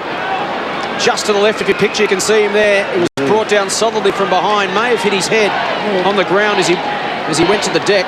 Stupid hand pass, though, JB, wasn't it? I mean, he could see that his mate was totally under pressure and just gave it to him. No, this is stupid. Bouncing the ball where the player's on the ground. That's dangerous. Bartel will clear the zone. Johnson's up and about. Hit his head on Cameron Ling's knees. He went to ground. Let's take another look. Just there. But certainly no Christmas card from Brad Johnson's medical insurance company to Matthew Boyd. Ottens. Over the top, we'll go again. As ex-players, you always say, gee, I wish I could still play the game. No, thanks. It's hard. You're getting soft, Tony. Oh, it's tough in there, KB. Great game of football on Fox Footy Saturday. Ottens another tap. Bartel and Boyd go to ground. Ablett wrapped up by Morris. We're just having these little periods in the game that don't come along very often where the two sides can just gather their breath a little bit. And those calling it. That's true as well. Cross, quick kick. Eagleton trying to manufacture something out of nothing there. And we'll have a throw in. So just over 4 minutes remaining until half time. Gripping contest, massive crowd at the Telstra Dome. Clouds around, overcast day in Melbourne, but no rain at the moment. Boyd soccers off the ground to a dangerous position at the top of the square. Robbins taken down from behind by Johnson. Smith, cross, had it stolen by Bartel. Ablett versus Morris. Johnson back up and about, gathers the football, can work it back to Montgomery. Ablett pressuring. West can sweep it inboard to Skipper or step around Ling. Goes the ladder. Now Montgomery. Short pass wasn't 15, surely. But Smith's got it. 60 metres from goal. The veteran cranks it up, gives it both barrels, right to the line. Egan gets back, saves the day for the Cats. In the latter part of this quarter, JB, we've got Ling now. Oh, hold on. Free kick. This might be a reverse free kick to the Western Bulldogs, and it is. What's happened is Scotty West tried to get through the huddle to chase his man and was shirt fronted by a Geelong player, which meant now the free kick will go to the Western Bulldogs right on top of the square. Unbelievable. You could see it. What's happened? They had a huddle, and as Scotty West chased his man, a Geelong player shirt fronted him, put him the ground. And Robbins will kick a goal from directly in front. I think the free kick was there because you've got to allow the player the chance to chase his opponent. But in the context of this game, how soft is a goal is this? So Matthew Robbins pops it through. Now we'll get a replay of this. Bulldogs now lead by 3 points. Mark Thompson would not be happy. It happens a lot of that. Let's have a look what happened. Well, he did shepherd him, didn't even look at the ball, KB, but I think Scotty West played it up. But who was it? Tenace? Wojcicki. Yeah. And Matthew Robbins just popped that one through. He's kicked 8 goals for the season. And Enright has come on for the Cats. Ling goes to the bench. We'll play just over 27 minutes in this second term. 8-4-52 the Cats. They trail the Bulldogs 8-7-55. Chapman in front. He has been a star in the second quarter. He's a tough nut. Likes it in close. Relishes the clinches. Possession number 9. Gee, Ottens is playing on cross at the moment. Goes short. Here's Tenace. Stands right on 50. Finds Byrne. Who's a left footer. So he's on his preferred side. 14 possessions to Corey and Chapman. 9 of those in this second term for Chapman. He's also booted 2 goals, and Scotty West has got 17, and Mitch Hahn has also booted a couple of goals with 12 possessions, and this is off target and through for a behind. 7 lead changes for the quarter. We've still got 2.5 minutes left. Gilby goes short. Sam Power chips it to Ray. They're not spreading with the same ferocity now, the Western Bullies, when they're in possession. The options, which were many earlier, have just about dried up. Kicked it long for that reason. Big contest. Umpire picks out another one. I think both sides will be happy to go into half-time with no more goals scored by either of them. Holding decision to Wade Skipper. Wojcicki did back, well to get back. Was intended for cross. West taken down. Umpire calls play on. Burns is going to be run down by Grant. Had to flick it back quickly. Cross wrestling with Wojcinski. Spilt free to Kelly. Uncertain of his options. Spots a man on centre wing. It didn't get as far as Slade, who made late contact, and it is on Matthew Boyd. Inexperience, wasn't it? Inexperience. It was unnecessary, and you have to say stupid for that reason. That's not going to go down well with your coaching staff at all. Well, it's not tough because the other man showed the courage going back to the flight of the ball. And here they've got, in the context of this game, they've got two of the softest goals you could ever find in league footy. If he kicks this, yep, I agree totally. Boyd's kicked 2 straight for the season. Only 11 goals, 9 from his 48 games. And a kick here from 35 out. On its way. It's across the face, and it's a minor score. Gripping contest, isn't it? 3 points the margin as we tick across 30 minutes in the second term. Josh Hunt to bring it back into play. Again, they play the huddle, the Cats, centre half back. That's what he's got in front of him. Short option. The get out of jail option. It's Kane to Nace in the back pocket. Over the top to Mooney. Next link in the chain. Will go long, penetrating, low trajectory kick to the wing, and the mark's taken by Egan.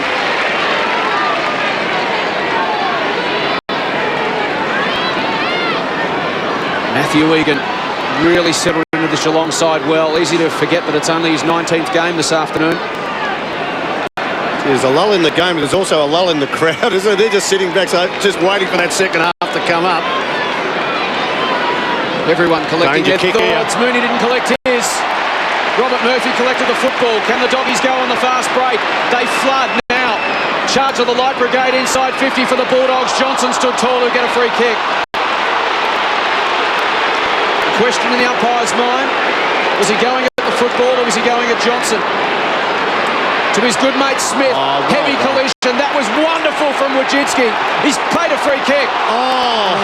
Now, that seems pretty harsh to me, gentlemen. I'll leave it to you to take a look. But with the naked eye, it just looked like David Wojcinski was putting his body on the line. Let's take another look. He just took his eyes off at the last moment. Just took his eyes off, but you've got to give him a lot of credit there because he knew he was going to be hurt. I think the umpire had to pay it as soon as he took his eye off the ball. And we've got to give some due credit to the umpire. Yeah. Because the moment he did, he's gone. Wojcinski saw. He's got a corky. How much of that's just human instinct? It's just basic survival instinct, isn't it? To at least have a slight look at what's coming, and Smith's missed. But I raise that point, guys. I know we talk about courage and just keeping your eyes on the footy, but in a split second, is it not instinct? I guess for Wojcinski, he's just coming off a 12-month knee, Rico. It is, but unfortunately, you condemn yourself the moment you do. The other bloke did not take his eye off the ball. That is correct. Bomber Thompson will go in at half-time and bring that up, though. That was great courage. You're right there. Here's Hunt to bring the ball back into play, straight up the centre ground. Great kick. Finds Johnson. Just under 30 seconds left, 24 seconds. Goes wide. Finds Corey. They know the clock's running down. There's no doubt they've been told there's only a minute or under a minute to go. Bulldogs by 4 points, 8-9-57. The Cats 8-5-53. Corey's across half back. Gets the hurry on from the umpire and goes short and finds Johnson. As the siren sounds, very entertaining first half at Telstra Dome. Huge crowd in. Some of the Geelong fans not that happy. But at half-time, it's the Cats 8-5-53. They trail the Bulldogs 8-9-57. 5 goals, 4 to the Doggies in that term. The Cats added 4 goals, 3. There's Cameron Mooney. And the look on his face kind of sums up the feeling around the ground. It's like, whoa, that was a pretty tough half of footy. There's still plenty more to come. Oh, yeah, to see Egan remonstrating vigorously with the umpire in that last game. There's still arguments. Geelong players have come in number to argue with him. That's interesting, isn't it? Because they saw it like you, JB. And gone in numbers to Wojcinski as well to congratulate him for his courage. It was unfortunate for him, but what a half of footy. Plenty more to come. We'll be back to look at the first half of football after this on Fox Footy Saturday.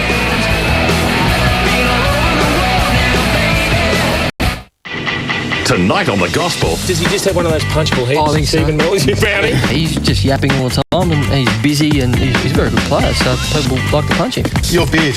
That is putrid. I'll be honest, the game, sometimes you watch it on TV, is quite boring. It's a better game live. That's The Gospel tonight on Fox Footy. It can take only one moment to turn a good quarter into a great quarter, but it takes something special to turn a great quarter into a classic. Fairy tales do come true. Classic Quarters, Monday on Fox Footy Channel.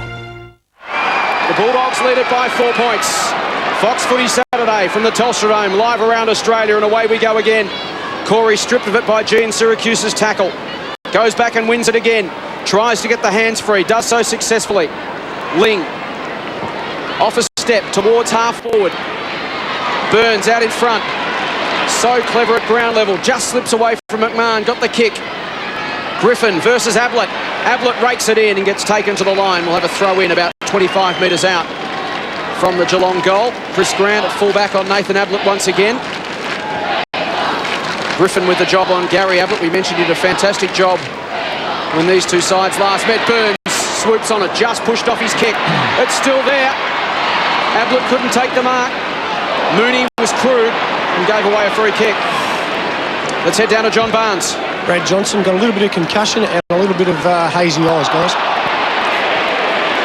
Big blow for the Western Bulldogs, and that'll be 50 against Gary Ablett. Dale Morris lets him know all about it. Gary saying he ran into me. And interesting enough, Ling has gone back to Eggleton, which I find very hard to understand. Morris inside 50. The punch came from Rook over the top.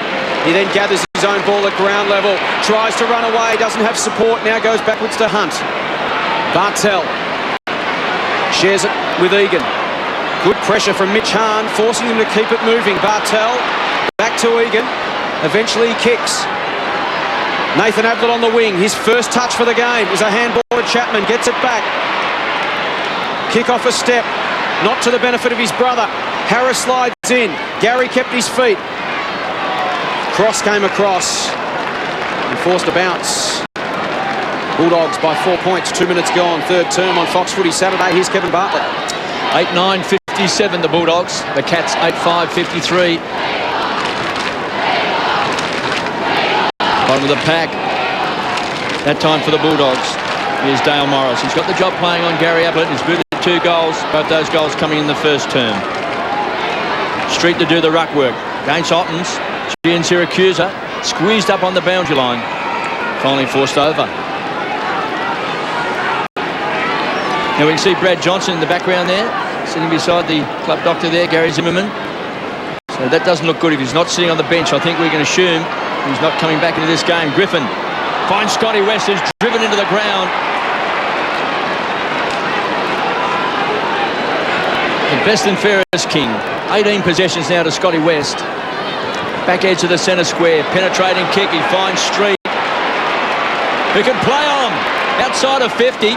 Short to Murphy. Too much carry on the ball. Mitch Hahn and Cooney rams it home. The Bulldogs are hot to trot in this third term. 9-9-63. The Cats 8-5-53. 10-point lead. And Cooney, I think, David, you said before, was very, very quiet in the first half. That just might be the spark. And it came from, Street's effort to get in there and get used. He put the ball in. Hahn read that about 3 seconds before Egan. He's quick off there and got there. In free access, was able to feed it to Cooney.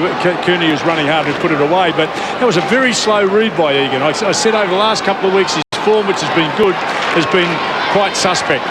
You've got to ask the question, how did Peter Street get clear 50 metres from goal? And I just looked back, Brad Ottens had gone the other way. So you're taking a bit of licence and paid the price. Just 5th touch for Cooney, averaging 20 a game last season. Been quiet so far this afternoon. Dogs by 10 points. Chapman soccers off the deck. A foot race. And Gilby's got the speed. Gets there first. Chapman hot to trot. Great tackle. Runs him down. Play on the call. Umpire said he got rid of it. Said it was a throw. It's coming back to Paul Chapman. Good run down. Chapman over the top to Enright, who snuck away from Morris. He's got it just outside 50. He's got Ablett at the top of the square. He's got Ottens there as well with Gary Ablett at their feet. Ottens leads now. That's ignored. We'll kick to the Ablett brothers. Gary and Nathan both there. G and Syracuse are wrapped up in an Ablett sandwich. And we'll have a bounce as we head down to John Barnes. Well, Jincy's got a cork right thigh. Sitting on the bench may be used, but I'd say sparingly. So both sides could be a man down in what's been a very taxing game of football. A lot of hard running. Umpire hovers and says we'll ball it up. 15 metres out directly in front. I think that might be very marketable, that, an Ablett sandwich. Plenty of players around the stoppage again. Ottens again, first hands on the ball. Here's Gary Ablett. Can he come up with something special? Cooney takes him to the line. It's a bit hard to work out who the on-ball ruckman for Geelong is. Yeah. I'm not sure. Street in front position. Went looking for Farron Ray. Tenace at the back. Can't get through traffic. McMahon in there over the top with Burns. It sneaks out to Farron Ray. Kick to a 2-on-1. Montgomery gives away a free kick. So he was holding the jump. Oh no, pushed off the umpire. Milburn just protecting the drop zone. Won himself the free kick. Pushes it out wide to Rook on the stretch at 50. Chapman leads short.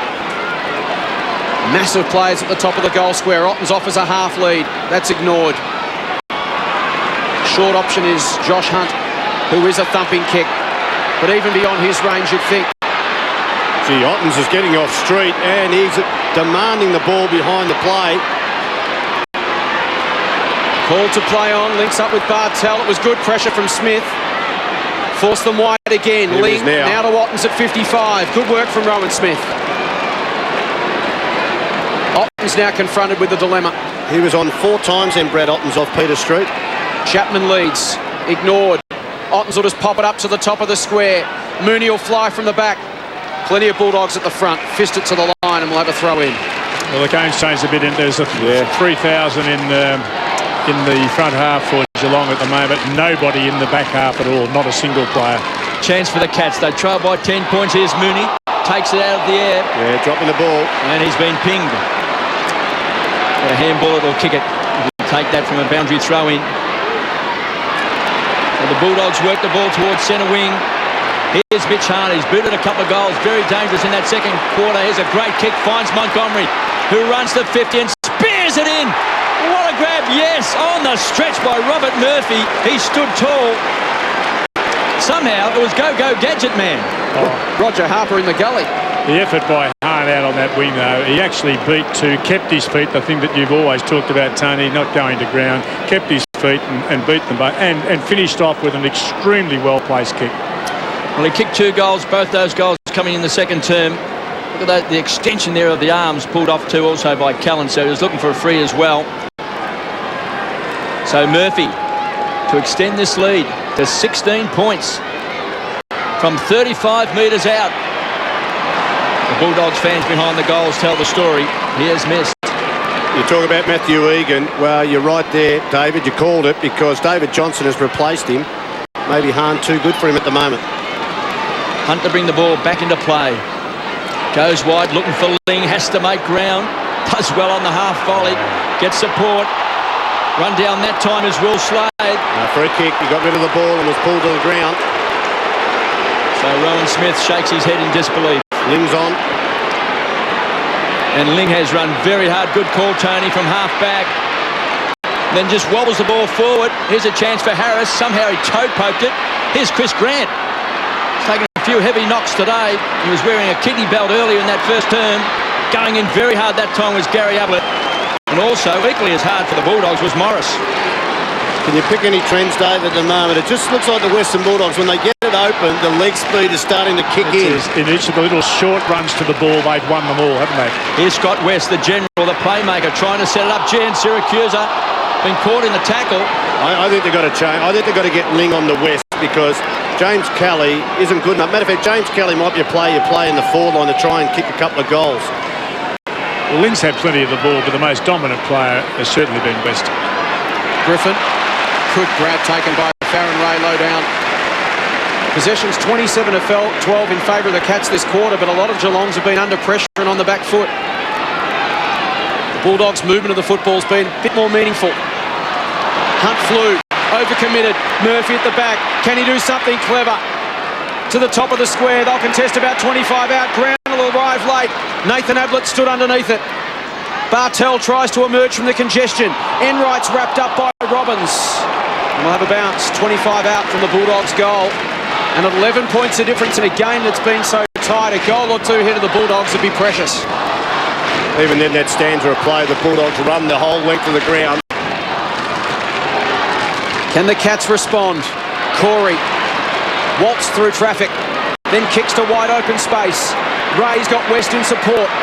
Coming the other way is Chapman. He can link up. Decides to hold it himself. Farron Ray. Kick towards half forward. Sets Peter Street a task. It wasn't a percentage option. And Mooney easily took it to the line. That was interesting seeing Fay go back to get the ball then, and neither Geelong Blake came in. They were too terrified to leave their men, so let him have possession and let him choose the option. He doesn't kick that well, so I think they knew that. Well, they probably made the decision based on that. 0-0 draw in the ruck contest. At the back, Kelly won the tough football. Handball had too much heat on it for Slade. Ling being stalked by Cooney.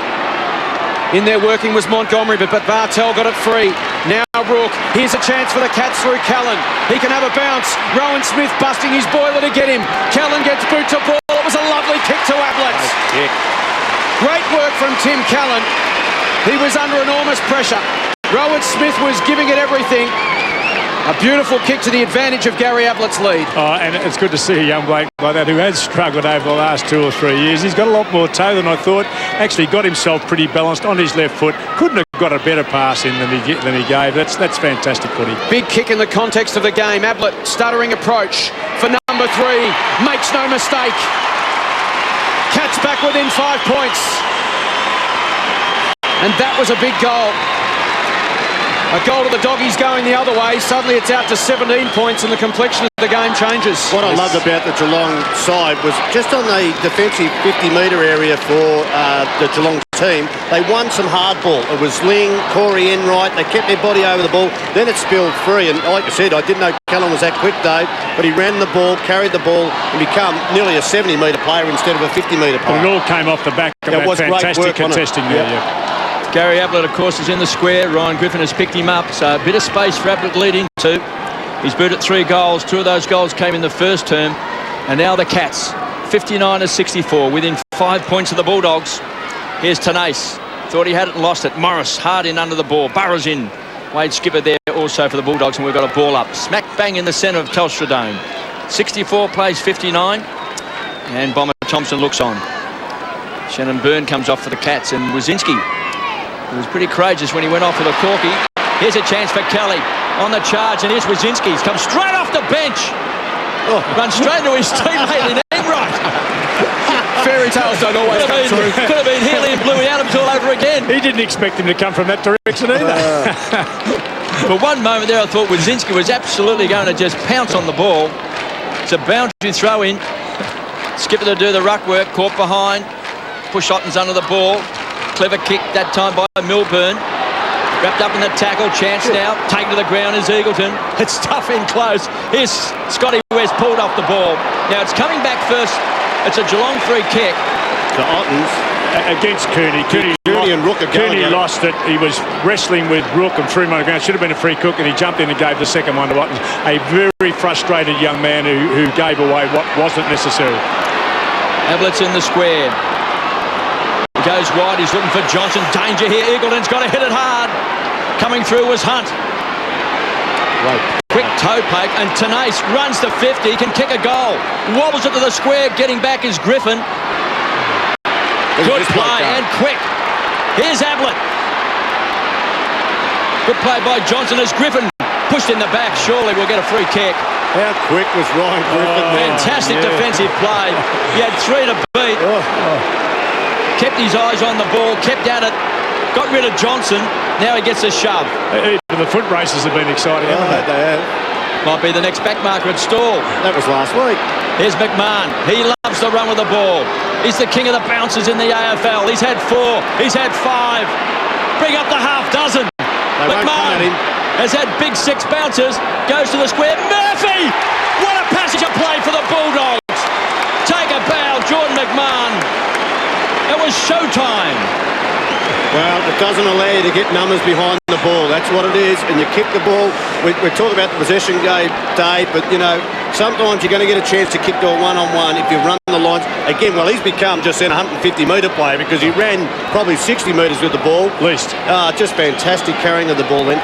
Watch the Bulldog fans behind the goals. If he kicks this, it'll be his third. They lead by 5 points. This to make it 11. They go up as one. It's a goal. 3 big ones to Murphy. And the Bulldogs lead by 11 points.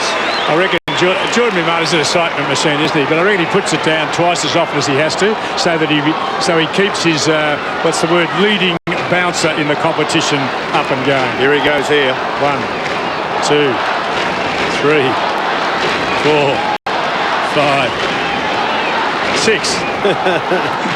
Oh, it's fantastic. The good thing about, though, when he bounced the ball, he just didn't. He ran quick with the ball and bounced. A lot of players just take their time and bounce the ball, but he covered the ground. He made ground as well. But he didn't put his head down. I mean, about a bounce like that, running at speed, keep your head up to see what the options are. We saw the advantage of being the forward in that situation. Hunt was looking at Murphy. Murphy was looking at the flight of the ball.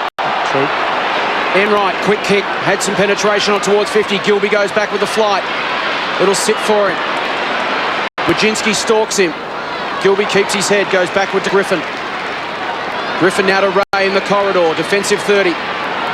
Doggies again by 11 points, that dangerous margin for the Cats. They don't want to concede the next one. Cross to Gilby. Gilby goes towards Montgomery. It was a beautiful kick. It was great vision. And Montgomery and Bartel, the 2 best players in the competition overhead for gentlemen of their size, without question. Towards half forward, Murphy. Spills to West. Can link up with power. The Doggies just in control at the moment. Murphy shimmers. Kicks inside 50. Awkward one. Slade. Enright. Now Mooney. The Cats need a spark. Dave Johnson holds it at defensive 50. Got plenty of traffic in front of him, and most of them are in Bulldogs jumpers. Has to go to Milburn versus Gilby. It's a good matchup for the Cats. Milburn takes it. Switches now to Wojcinski. Wojcinski up the middle. Ablett! Great kick again. They've isolated him one out with Jordan McMahon and Gary Ablett looking very dangerous. And that's a Wojcinski kick.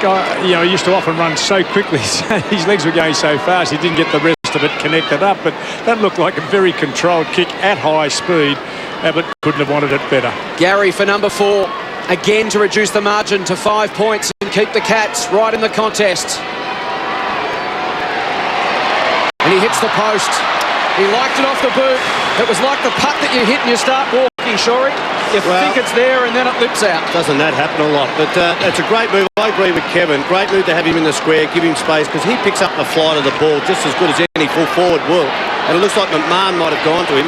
The other thing, Josh Hunt's come from the ground and Egan has gone to Murphy, who's been a problem for the Cats. Bulldogs playing the huddle. It doesn't come off. Johnson to Bartel. Cats on the counter punch. Long ball across the face of goal. And a behind to Enright.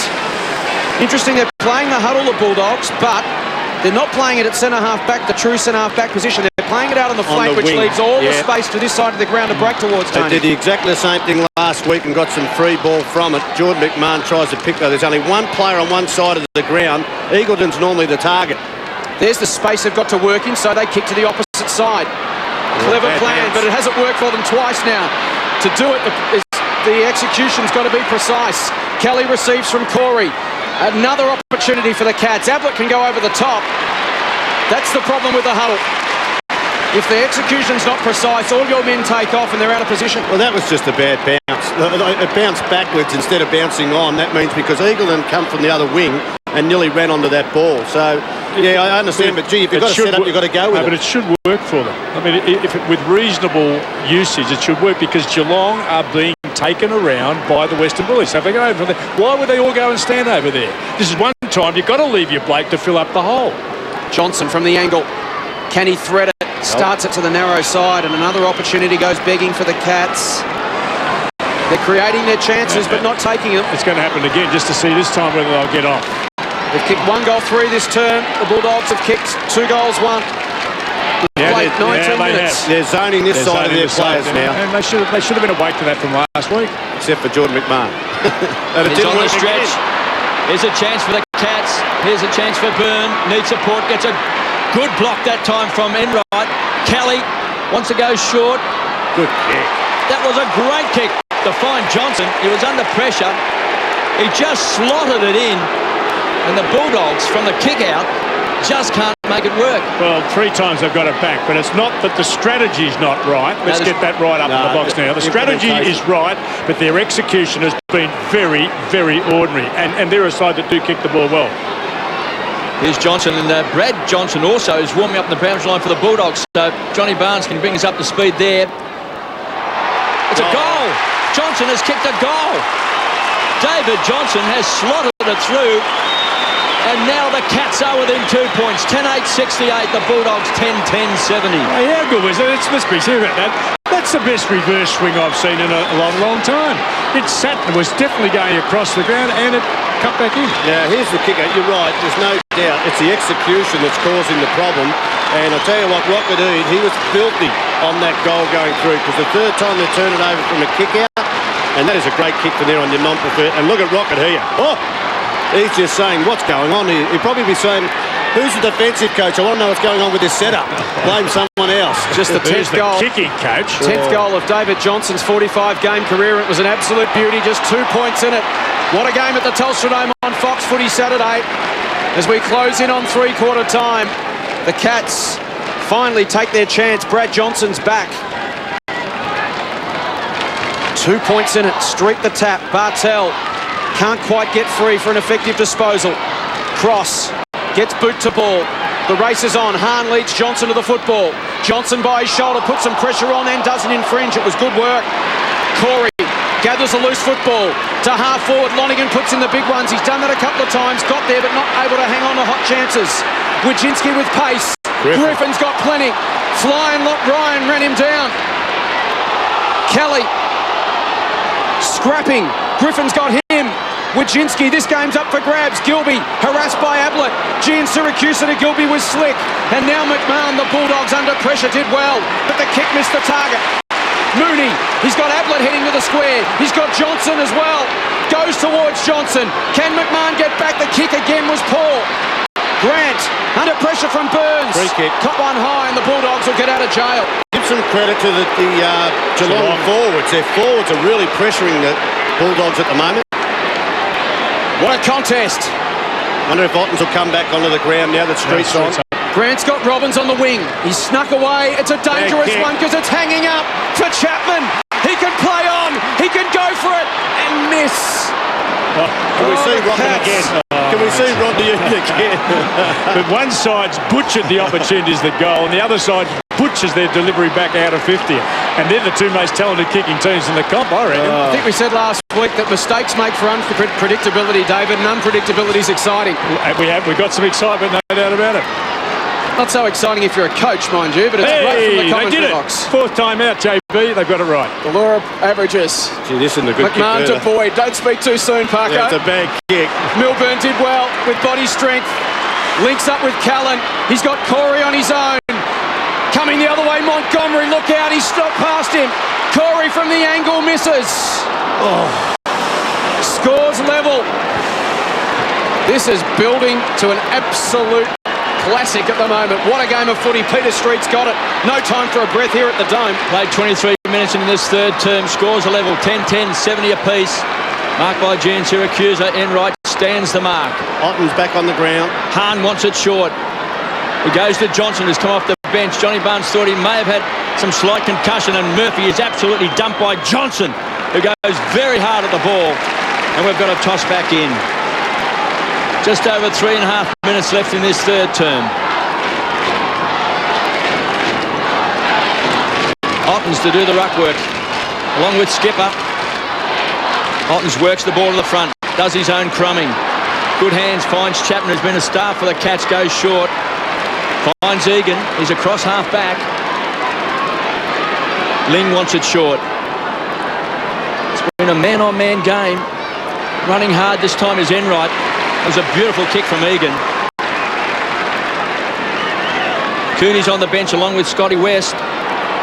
And also Sam Power. As the Cats now backtrack. Just conceded ground. Hunt's come back onto the ground for the Cats. Rook is off. So's Tenace. So's Mooney. And Nathan Ablett. As the Cats just run down the clock. Just waxing. Scores a level, 10-10 apiece. As Egan gets the hurry on now, goes short, finds Ling. The Geelong players are huddling now right in the middle corridor here, so outside's open. This is the tempo we talk about, and Harris, too much carry on the ball, and Harris bounces to his feet, backs himself in, charges around centre wing. It was a check side kick. It was a look away kick. It didn't come off. Johnson gets good support from Ling, goes very short, finds Callan as they squeeze along the boundary line to Lonergan. I tell you what, KB, they're all that tired that the skills are pretty ordinary at the moment. Byrne chips in front of Montgomery. Still on centre wing.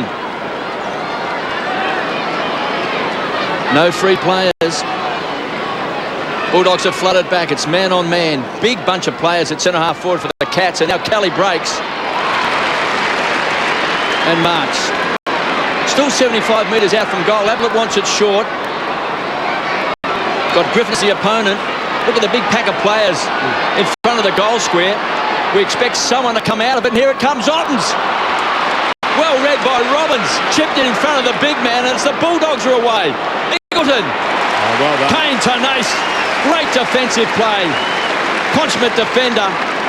Thumps the ball back over the line. Great setup by the Geelong forwards, as you call, KB. They get to a huddle in the middle of the ground and try and use the outer part of the corridor to be used in the forward 50. Ottens worked his way to the front once more. Here's Scotty West, the general and the playmaker.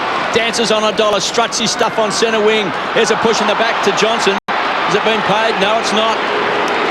He's got a wry smile on his face. Surely a push out. Gee, Ottens is struggling behind play to even get to the contest now. Well, the ball dropped short for him, Tony. Take away by Will Slade. Danger here for Egan. Farron Ray was closing quickly. Good defensive play, and the Cats are under pressure. Callan and Smith take it to the line with 1 minute remaining until the final break. We've played 3 quarters of football, and we start again. It's all square.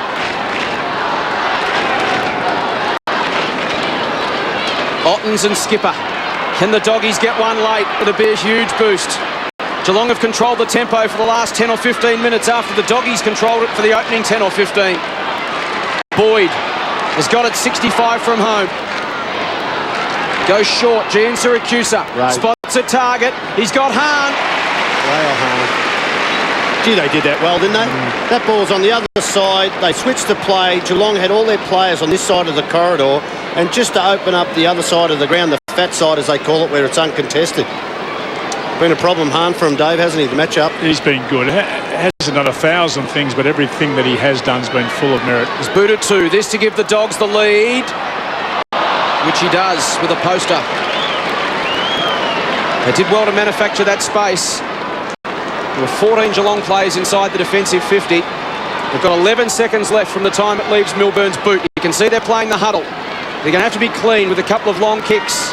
They may just be content to hang on to it and run the clock down.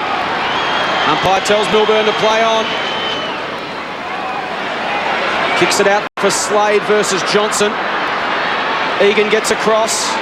Handball missed the body. Siren will beat the Bulldogs. Rodzinski gets back. 3/4 time at the Telstra Dome on Fox Footy Saturday, and it is the Bulldogs by 1 point. They added 2 goals to that term. The Cats added 2 goals, 5. Bulldogs controlled it early. The Cats controlled it late. And the bottom line is there's nothing in it as we head for the final change. David Parkin and Tony Shaw. Well, the interesting thing is how much fatigue, and we commented very early in the game with the lack of use of the interchange. And I think the smart coaches say that you don't want to fatigue players early in the game. You want to get the changes done rapidly to get right up and going, because this game has slowed down dramatically because of fatigue. Who's got the will, who's got the desire, and who's got the run in their legs? We'll find out after this on Fox Footy Saturday. Want the best AFL action? Then you want Last Time They Met.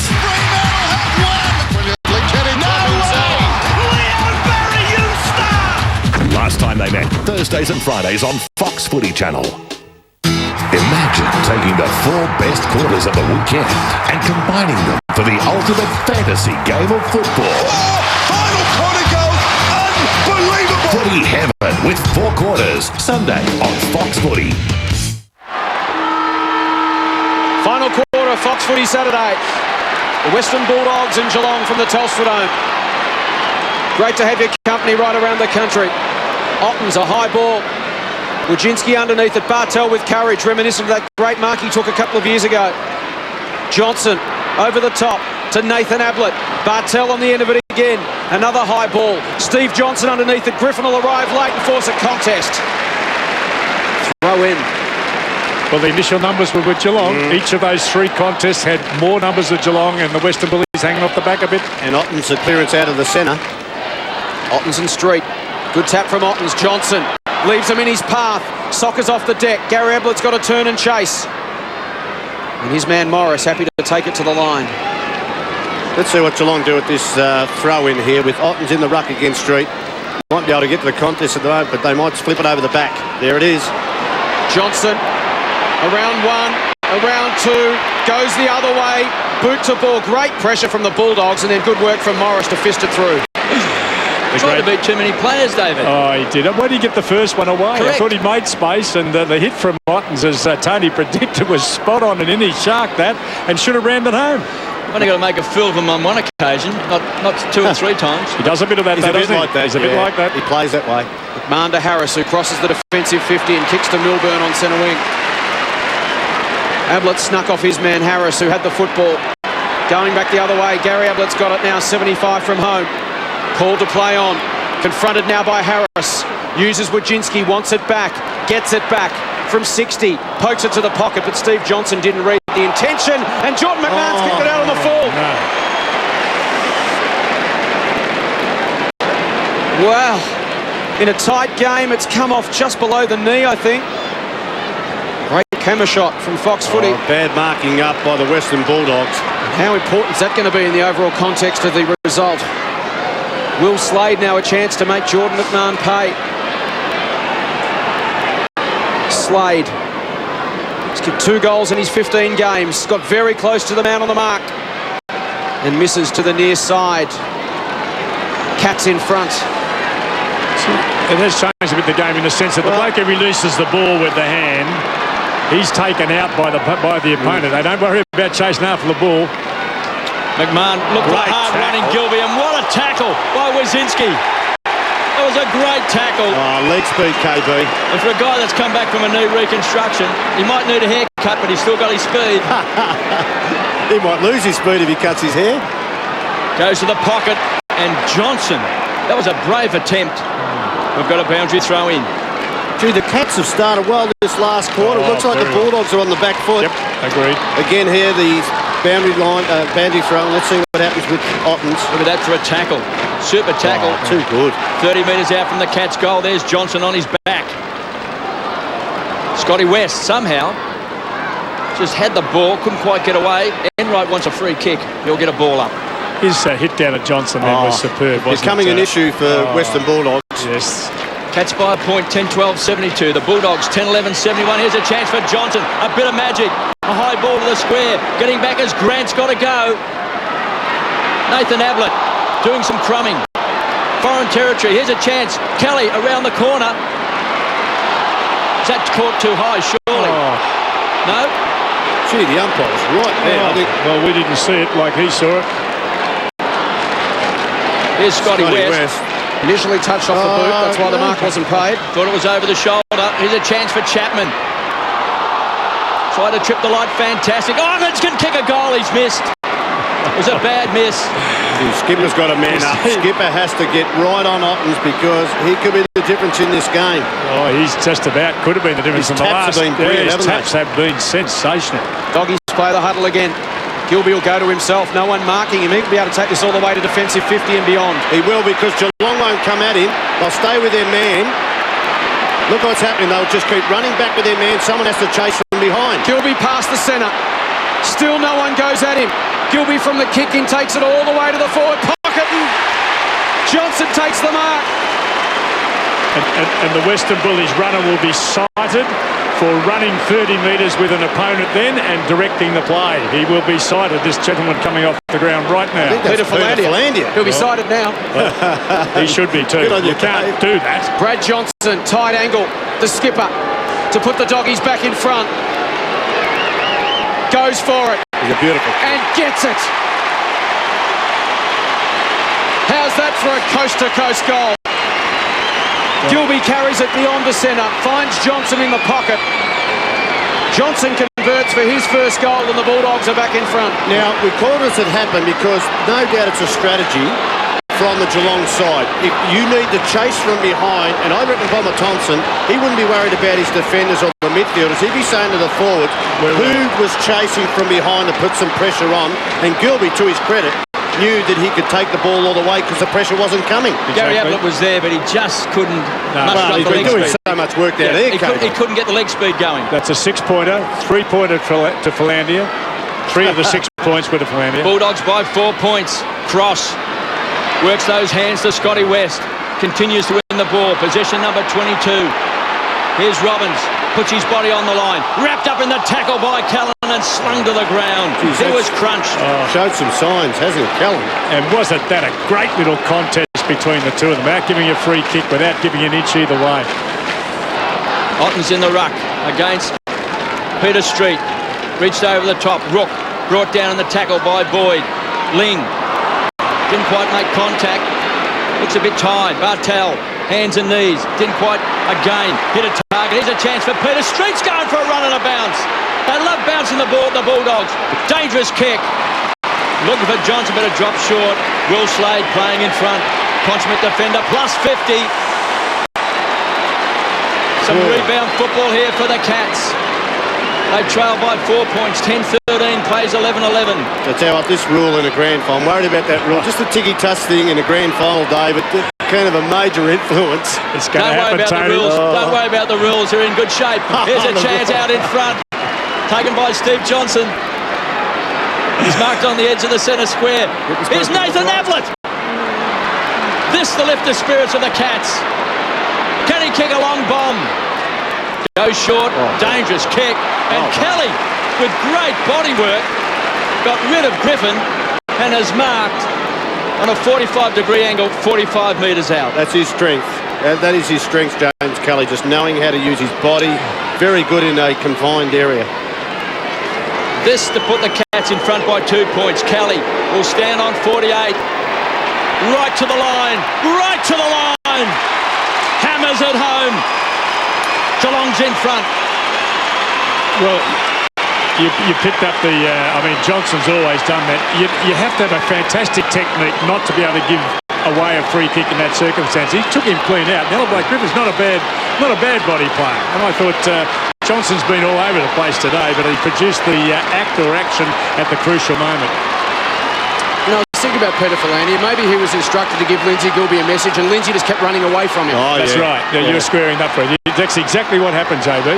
9th lead change. Look at that body work. Isn't it great to see? Yeah, one-on-one contest. Hold the man off the line and just read the play like James Kelly did. Otten's again dominating the skies this afternoon. Enright tries to get it out. West on the bottom of that pack, as always. Boyd with the football and will have a bounce. Massive crowd at the Telstra Dome. Fantastic atmosphere from the word go.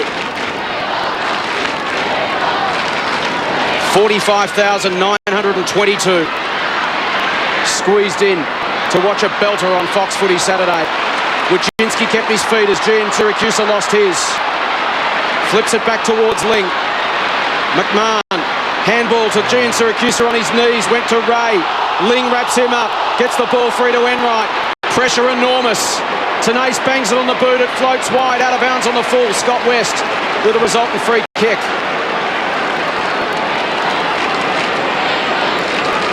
Coming up for possession 25, Scott West. Hahn worked underneath it by Hunt. And By calls play on. No, he doesn't. He spotted it. Hahn, awkward one off a step. Gilby will come in from the side. Couldn't quite bring it down. Callan slips it to Wojcinski. Now Rook. Slade, look out. Ran straight into Montgomery. No chance to get rid of it. ball up, 70 from home. Oh, this has been a great little exchange. The last couple of minutes in that area of the ground has seen every effort. And a bit of trash talk from Brett Montgomery to go on with as well. It's been played in pretty good spirits today. It's been very ferocious. A lot of great tackling and some hard work around the football, but nothing untoward. Again, they mess over the top of it. And Street's been asked to do the lot. Ottens has now gone forward. That's a massive ask of a young kid. I don't think he's going to get any help from skipper. Mooney in the ruck now. Oh, crunch, clash of heads, Rook. Gee, Cam Mooney, look, his aggression at times is great, but he gives away some cheap free kicks. Ball inside 50 for the Dogs. Johnson stands underneath it. That's the David variety for the Cats. And he takes the mark, goes to Milburn. Ling works hard down the line. Receives it now. He's only got Street on the mark. Will he take him on? He's got little to kick to, so he's forced to hold it up. He's across the half-back line. Concedes ground, finds Slade. Switches on again here. Looking for Hunt. Closing quickly was Hahn. Hunt did well on the second effort. Chance for Wazinski. Some good sides from Wazinski. Runs to the edge of the centre square, just wobbles the ball forward. Oh, free kick to Gary Ablett, I thought he was going to get a free. Here's Enright going in hard. Ablett. Take two. Chance for Rook. 35 metres out. Quick snap. He's kicked a goal. Rook has kicked a goal. And the Cats lead by 8 points. Ablett's goal. Yeah, Ablett's goal. Should have been a free kick. Should have been a free kick. The contact going round the head in the contest, but he stuck with it, didn't whinge and whine, forced the ball out, and Rooks kicked a beauty. He's a much underrated player too, isn't he? Cats' biggest lead since late in the opening term. Let's have a look at here. No doubt I got in the back to Ablett.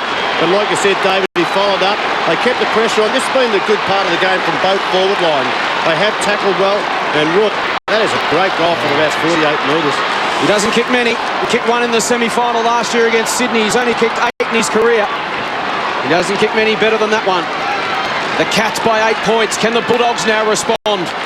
Skipper in the ruck against Mooney. Skipper did well, got it out to Boyd. Boyd gets it going forward to Cooney, trying to inject himself into the game. The youngster, handball to Ray. Wheels back onto the left. Kicks inboard looking for Johnson. One-on-one with Slade. At the back it beats Egan. Johnson off the ground. Kicks a goal. The Bulldogs bite back. 2 points the difference at the Dome. He is a freak. He is a freak. He does it all the time. He not only does the difficult ones, but he does it at moments in games where it's most required. Right under Cooney here too, because he kept the ball going forward, momentum, quick hands. And Farron Ray, not great on his non-preferred, but he's just steadied a little bit. And Brad Johnson here, body on body. Oh, Egan just at ground level, the ball eludes him. And Jono's smart play. If he grabbed it, might have been tackled. But that's what superstars do. They just invent things and it happens. Egan just didn't get down hard enough, fast enough, did he? Well, we thought Brad Johnson was out of the game after he cracked his head against Cameron Ling. He's come back onto the ground. He's booted 2 goals in this final term. And now they trail by just 2 points. 12-11 to 12-13. And Jordan McMahon for the Bulldogs to the half-forward line. Got to hit the ball hard. Chance now for Enright to Hunt. They'll share around to Byrne. Under pressure, wobbles the ball forward. Jordan McMahon stands and delivers. Here's a chance for Murphy. And this to put the Bulldogs back in front. Don't tell me speed doesn't help. Shannon Byrne just got tackled. Scotty West is off. Scotty West is off and Cross is on. We've played 13 and a half minutes in this final term. Murphy. Unaware or he got run down? Just got their hand to him, the Western Bulldogs. Again, I say the forward lines of both sides have put some pressure on. Turned it over. He's booted 3 goals, 2 in the second term, 1 in the third. Murphy will stand and deliver. Unloads, gives it both barrels. It's going, he's missed. Sigh of relief for the Cats. Let's have a look at the kick out from the Cats. They're huddling all at centre-half forward. You can just see it on the left of your picture right there. Cats by a point. Hunt goes wide. It's a beautiful kick. Finds Corey. Didn't even have to break stride. Looking for Ottens. It's a dangerous kick. He's got Harris, who's very quick. It's a loose ball. Gian Syracuse up. He's on centre wing, wants to set it up. Here's a chance. Johnson crunch. Kept his eyes on the ball. Keeps the ball alive. Will Slade can't. We've got a boundary throw in. That's asking a lot of Brad Ottens to be the marking option at centre half forward. He's done a hell of a lot of work, and it looks like he's pushing to the ball now. So he must be going into the ruck again. A couple of the prime movers sitting on the bench having a spell, ready for one last onslaught. West for the Bulldogs and Ling for the Cats. Corey took it away from Eagleton, but then ran into trouble. Got the hands free. Wojcinski paddles to the line and will have another throw in. Chris Grant having a spell. He was replaced by Power some 2 minutes ago. Mark Thompson. Bit of experience on the bench there for the Bulldogs. Rowan Smith, Scotty West and Chris Grant. Bartel sneaks away from the congestion. Kicks towards half forward. Chapman. McMahon will come from behind. Almost marked it. Johnson paddles to the advantage of Kelly from 50. Goes to the square. One-on-one Ablett and Morris. Morris punches it to the front of the contest. Backs it up and taps it cleverly to McMahon. He goes straight up the middle. Doggies are on here. Wide open his cross. Looks up. Needs to think his way through it. Murphy leads towards him. He goes towards Cooney. The kick was a nothing kick. It might work for Robbins. Here's Cooney on the left from 40. Goes towards the square. Johnson at the back. It's Eagleton. And he's got it. Used the body beautifully. Nathan Eagleton will be on a tight angle for a left footer. What will he do? Will he boomerang? He looks like he's going to boomerang. Take your time. Get as close to the mark as possible. Get a couple of metres. Runs around. Opens up the angle. And puts the Doggies back in front. The 10th lead change in this fascinating contest. And we're a long way from home yet. We've only played 16 and a half minutes. And the Bulldogs lead by 5 points. I'm not brave enough to pick where the momentum is. I've got no idea who's going to win at the momentum, and the scoreboard is just incessantly changed. I don't know, Tony, whether there's an indication one way or the other. They both stood up pretty well, despite the fact they're fatigued. Their work with and without the ball has just been fantastic. I just love to see the combination of both that forwards particularly have applied at both ends of the ground. Can it be the marking option? Mooney's gone forward. Can it be Nathan Ablett? These types of players who can stand up for the Cats. Or Ablett's on Milburn, it may be. It's a 5-point ball game, and the Bulldogs are in front. 90 plays, 85. Chance for Gilby. Got a lucky bounce. Kicks a high ball. Farron Ray playing in front. Thumped away that time by Wojcinski. Loose ball, Enright will share it around to James Bartel. Go short, Kelly's the target.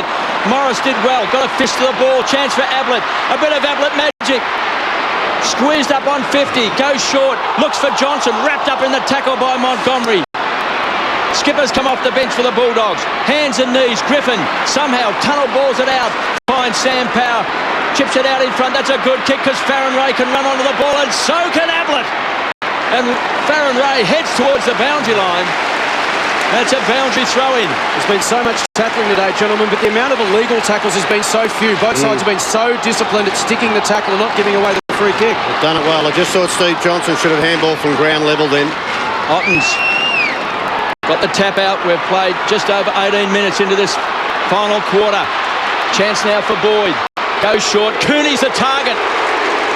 Smack bang on the chest. Cooney will stand on 55. Eagleton's in the square. So's Johnson. Here's Eagleton. Breaks wide. Got it. Beautiful use. Well, he's kicked one in the first quarter and one in this final term, and Gian Siracusa is off. And they've brought back Scotty West. He led twice to that spot. Eagleton led twice to that spot. So it was on for a fair while once Cooney marked the ball here. You can see he was looking that side of the ground all the time. He waited, hesitated, and Eagleton led once, went back, and then found space. Eagleton runs to 45. Hits the post. Hits the woodwork. They lead by 6 points. Some dry powder's back. Scotty West is back into the action. They've still got Rowan Smith and Chris Grant. Here's the huddle again. Here's the huddle, KB. Rain now falling, and quite heavy rain. They can't close the roof. There's only 8 minutes left. Cross takes the mark. Gee, West is on. And he's got it. So another factor, we've had it all. Rain at the Dome today, Ray. Run down by Enright. Eagleton again, takes possession, wrapped up by Tenace. Hunt just crashes through Farron Ray.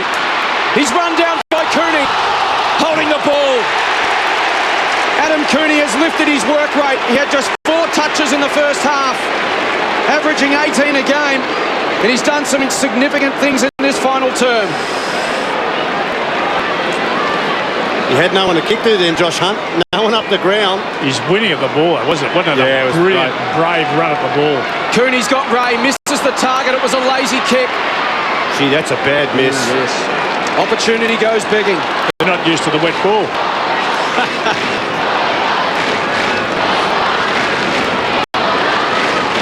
Just over 7 minutes remaining.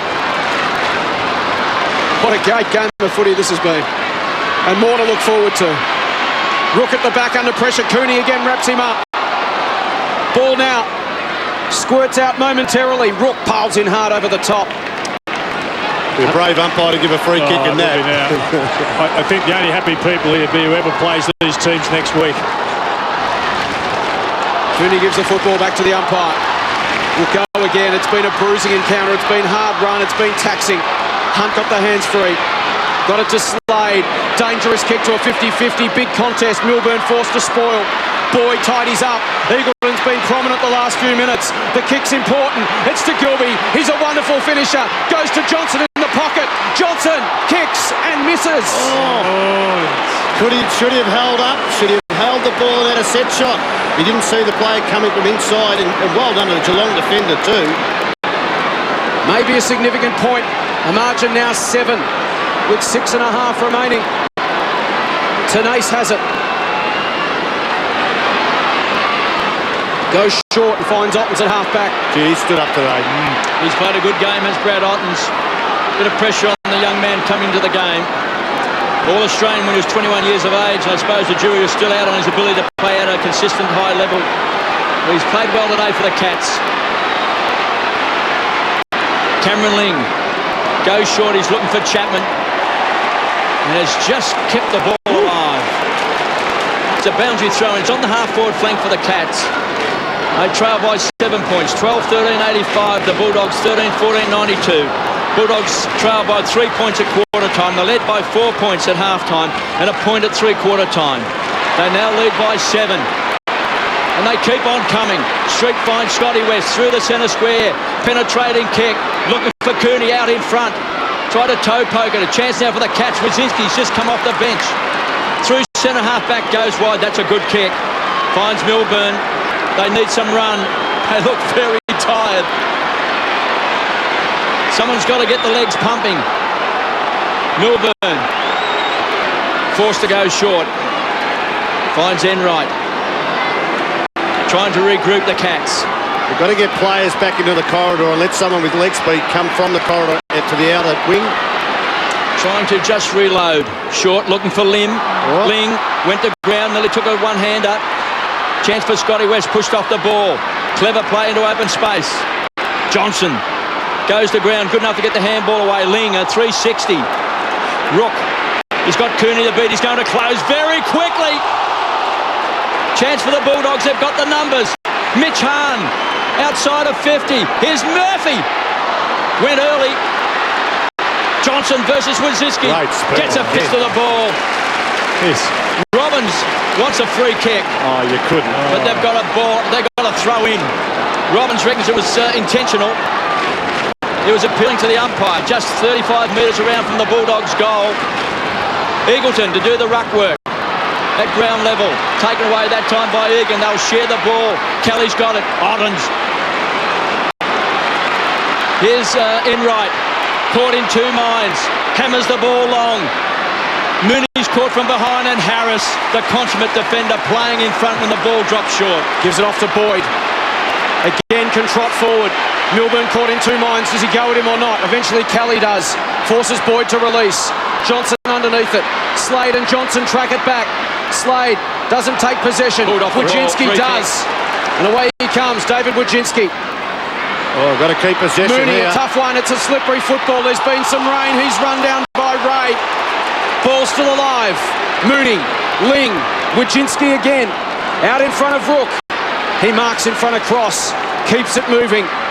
Handball over the top. It hangs a long time for Corey. Eagleton will run him down. Dispossessed. Umpire calls play on. Cross emerges with the football. Gives it to Eagleton. Eagleton a penetrating kick towards Murphy and Johnson.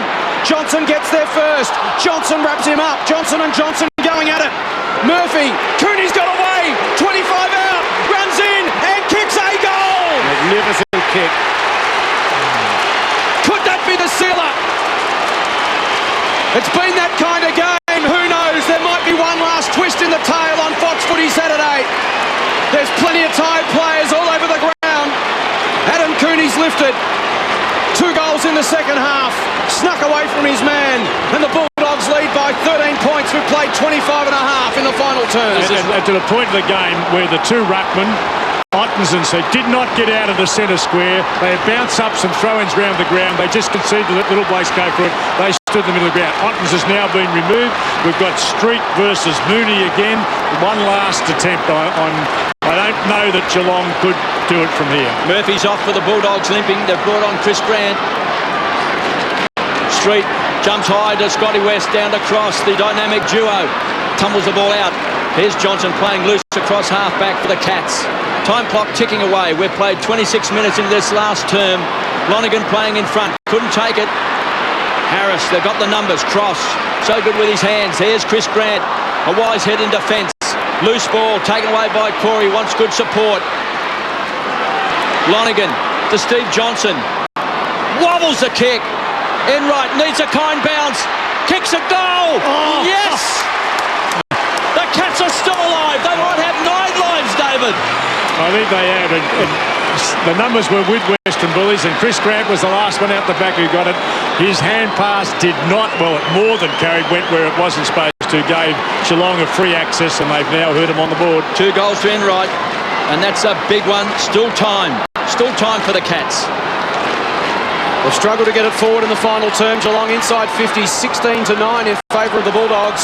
Who's going to do it, Cooney, for Geelong? Who can do it in the last 5 minutes? They need someone 3 minutes left. Maybe Gary Ablett Jr., maybe Paul Chapman. They've isolated Shannon Burns, one out inside the forward 50. No one else within 40 metres of goal. But the ball's at the other end of the ground. G in Syracuse, you can see the strain on his face. Wojcinski runs him down. Play on the call. Corey. Hahn. Pressure on Egan. Forced the fumble. Egan goes again to Nace. Quick boot to ball. Ricochets off the umpire. Stays alive. G in Syracuse are taken down. It's still there. Egan. He's stripped. Cooney did it well. Rode a bump. Got the ball to G in Syracuse. A good mark taken by Johnson out of position. Cats have to come up with something here. 2 minutes remaining. Milburn versus Gilby. Milburn works him under it. Umpire calls play on. The Cats are away. Got to make it count. Milburn runs away from Johnson. Kicks towards Burns. How will it bounce? He gathers now. He twists and turns. Takes on Morris. High kick to the square. Need a mark. Play on. Ablett! You've picked it. He's got 4 big ones, and the Cats are within a point. And Tony Shaw has picked that 1 minute before it happened. He's picked it. Ablett's going to produce it. I think very unfortunate Western Bullies player might have been Chris Grant, who was slung and pulled down that contest and not played. Well, Nathan was on the bench, so it had to be Gary. Right. You just had a feeling they're big. It's a big name surname. It's a big game surname. And Gary Ablett Jr. comes up with the goods. A point the difference. 28 and a half minutes gone, final term. A game like this deserves a finish like this. Just magnificent roving, front and centre play to the contest. We don't see it a lot because of the possession game these days, but he was the only man who went in the area where it's going to go 90% of the time. You can see the time clock. There's 90 seconds left. Taken away that time by Montgomery. The Cats have to win a possession. Egan thumps the ball forward. Here comes Enright with quick hands to Johnson. Needs a kind bounce. Battling the ball long in front. He's tied. Dog-tied. His boy does well to Scott West. Finds Eagleton. Indefatigable is Eagleton. This time overruns the ball. Taken away by Enright. It's a great kick. Here's Ablett. He's got it. He's on the half-forward flank. Can he set it up? Looking for Burns. It's too wide. It's too wide. It's out on the full. Bulldogs could slow it down. Where's that thing we call tempo, David? Well, I think the run will be straight out there, and he's going out there now. I think it's Danny Delray, the Danny Delray, he's running straight out to tell him there's a minute to go, boys. They've got to get one each now, Geelong. What they've done all day, they've got to find one each now. We can nearly see Danny Delray come up near the umpire here, be yelling He's running out and yelling. There he is. Settle. Chris Grant, there's a minute left in the game.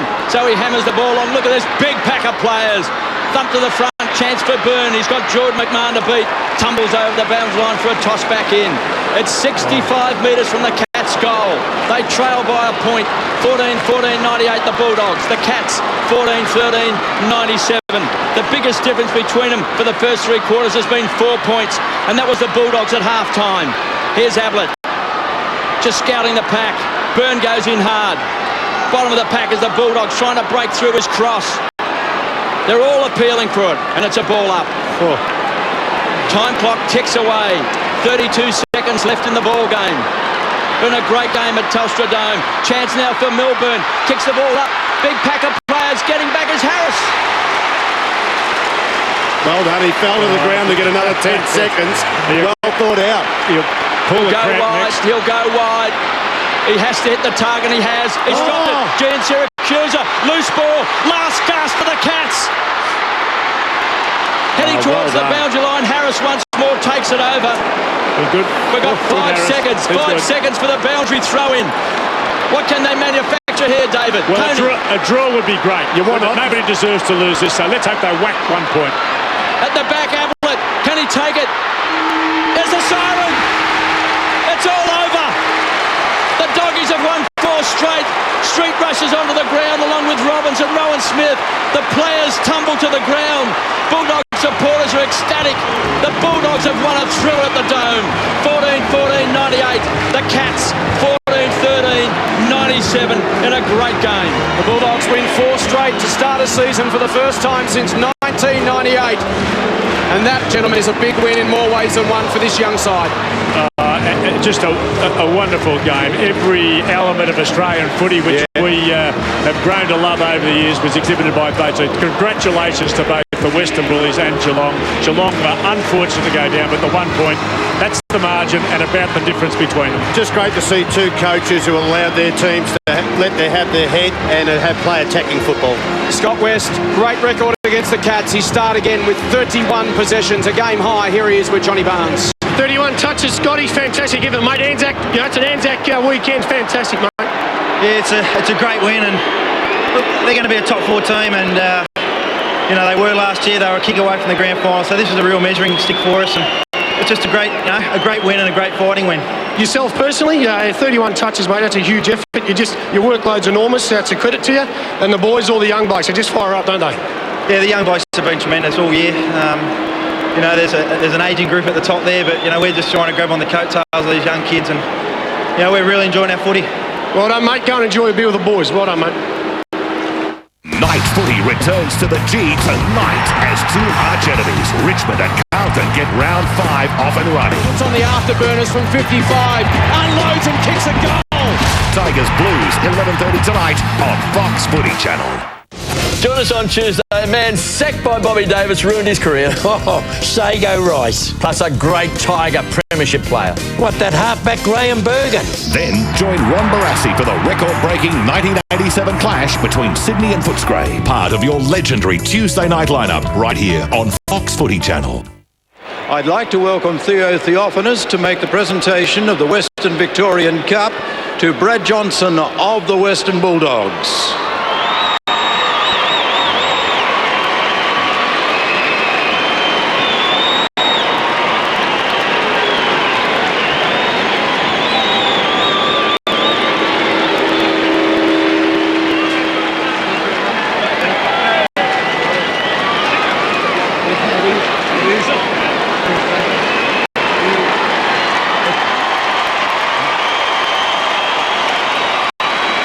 Brad Johnson accepts the Origin Energy Western Victoria Cup. The Bulldogs home by 1 point on Fox Footy Saturday.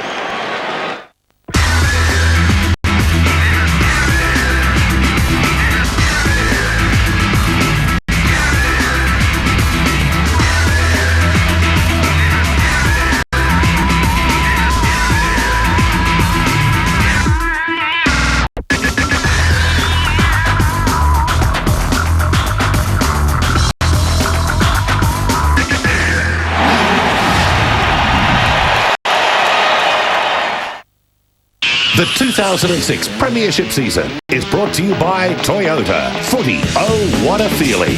Bunnings Warehouse, where lowest prices are just the beginning. Hungry Jacks, oh yeah. Tooheys Extra Dry, the clean crisp taste. Harvey Norman, there's a store near you. And Motorola. Hello, Moto. Tonight, why don't you pay a visit to your local? Get switched on! Every week, the VFL Match of the Round proves the best from the Garden State. VFL Match of the Round, tonight, 8:30 on Fox Footy Channel.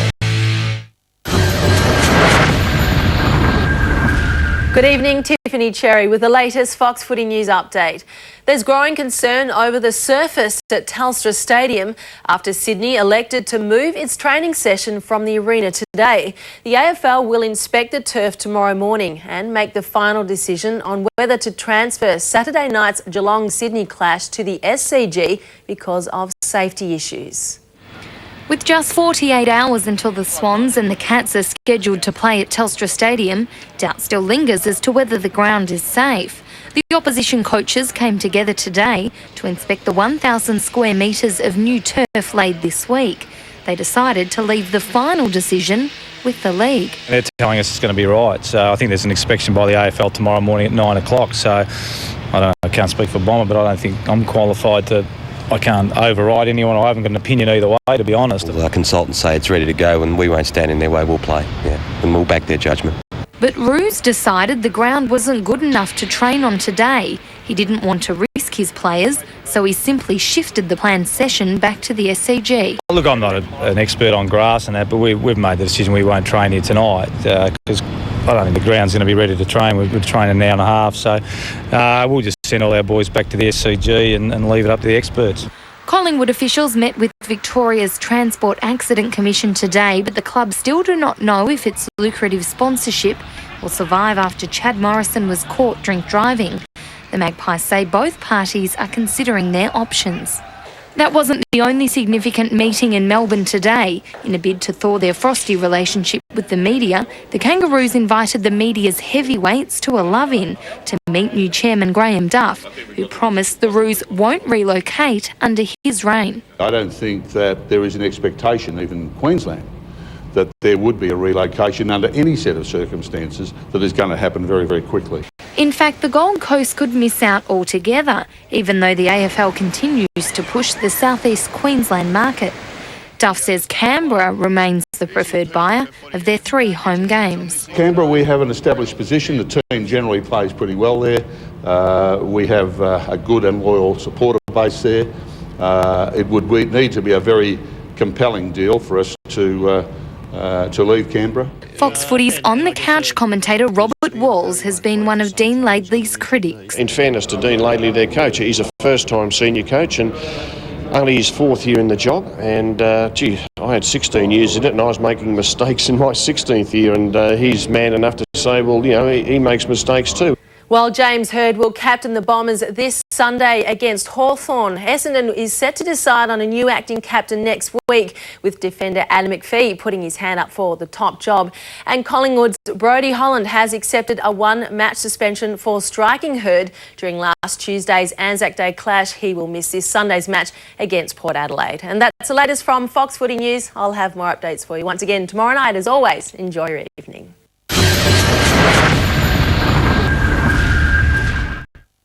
Australia's most feared lone serial killer, Ivan Milat. Crime Investigation Australia, The Backpacker Murders. Premieres Thursday, 7:30 on the Crime and Investigation Network. We kick off the plays of the week for round 4 with a bang. Oh, that was fearsome stuff. Some Umse Magic sits at 4. He improvises and makes something out of nothing. It's a goal. An old Lion flies at 3. While a young Magpie soars at 2. With a big climb on Anzac Day. But the #1 spot goes to a Bulldog impersonating Forrest Gump. Still no one goes at him. Gilby from the kicking takes it all the way to the forward pocket. How's that for a coast-to-coast goal?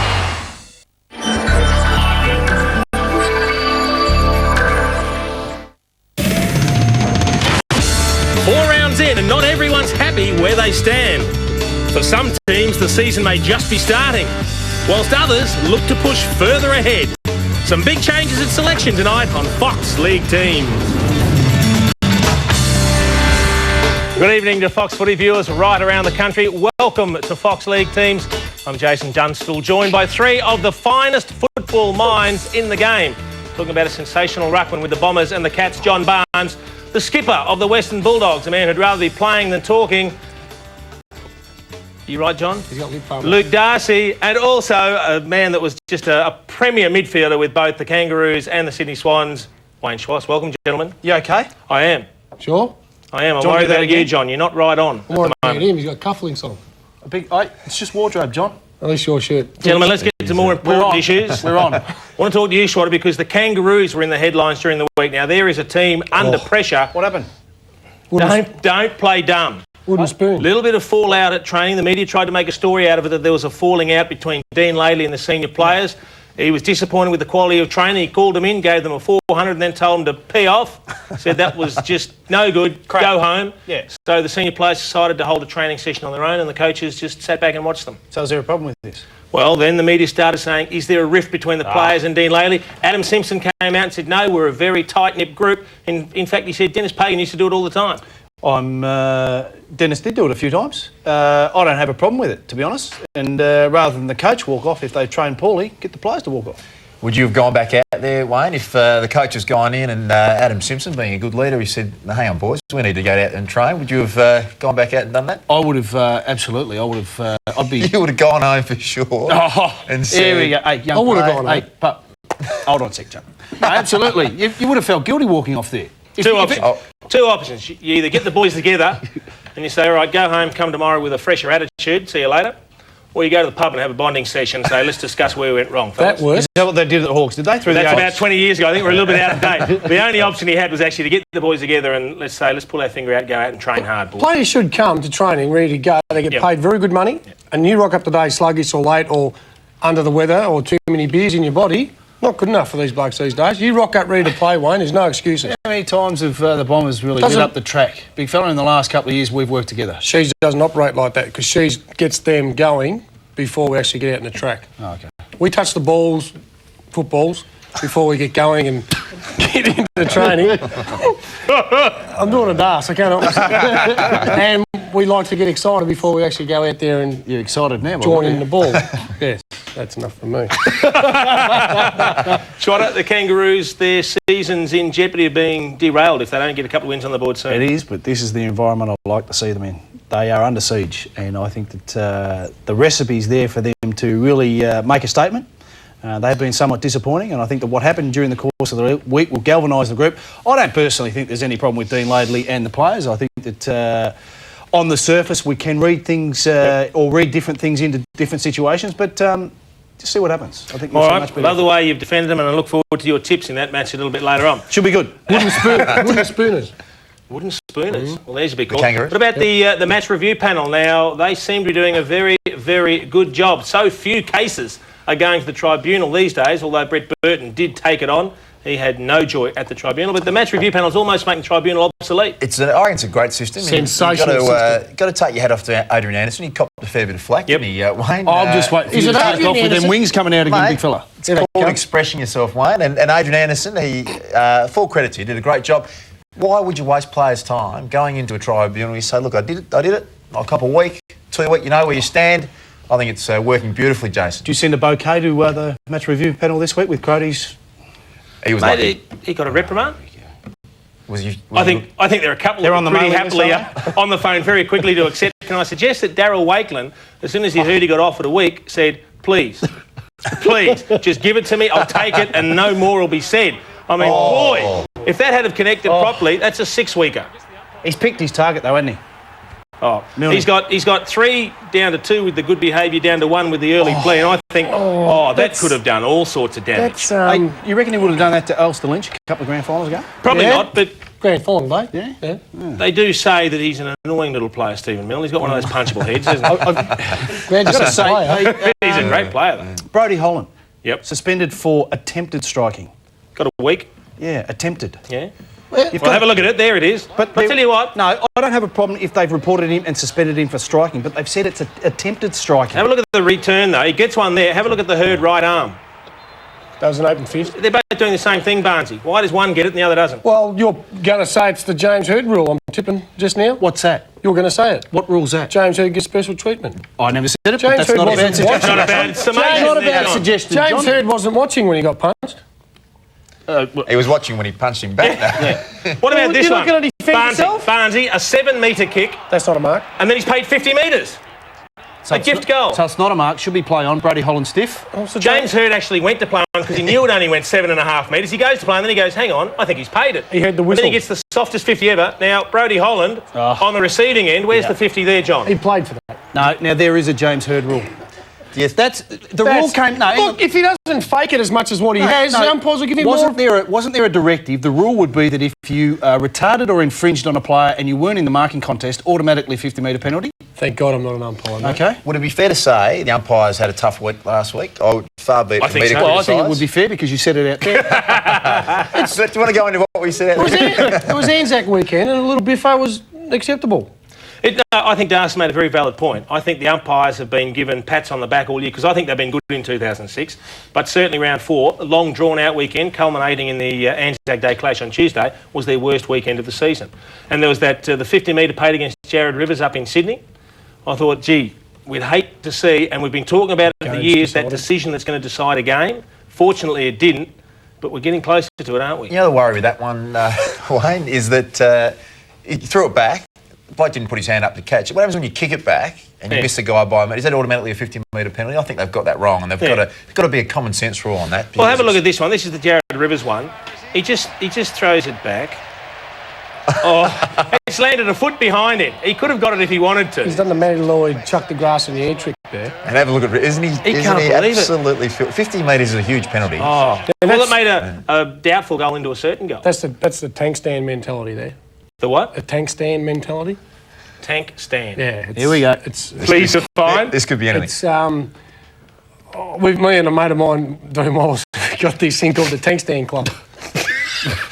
Do we want to go here? No, we're going to go there. Why Okay. not? If the kids are not out there kicking the footy at school like we do, and they sit up on the tank stand reading a book, that's a tank stand incident. In other words, the umpire was a tank stander when he was at school. Just in case I'm a little bit slow here, did anyone else get that? I'm just hoping we're still on. All right, look at it. When you went to school, you were kicking a footy. True? This is The umpires were sitting on the tank stand. Is what I'm trying to say. What's a tank stand? Well, someone who doesn't participate in sport and just sits up there and reads their book and eats their apple. That's a tank stander. Okay. Have I cleared that up properly for you? Not really. I think on that note, we might move into the first game of the round. I don't know what he's talking about. Tank stands. Friday night, Richmond and Carlton at the MCG. The G looked fantastic last Tuesday. 16th takes on 11th.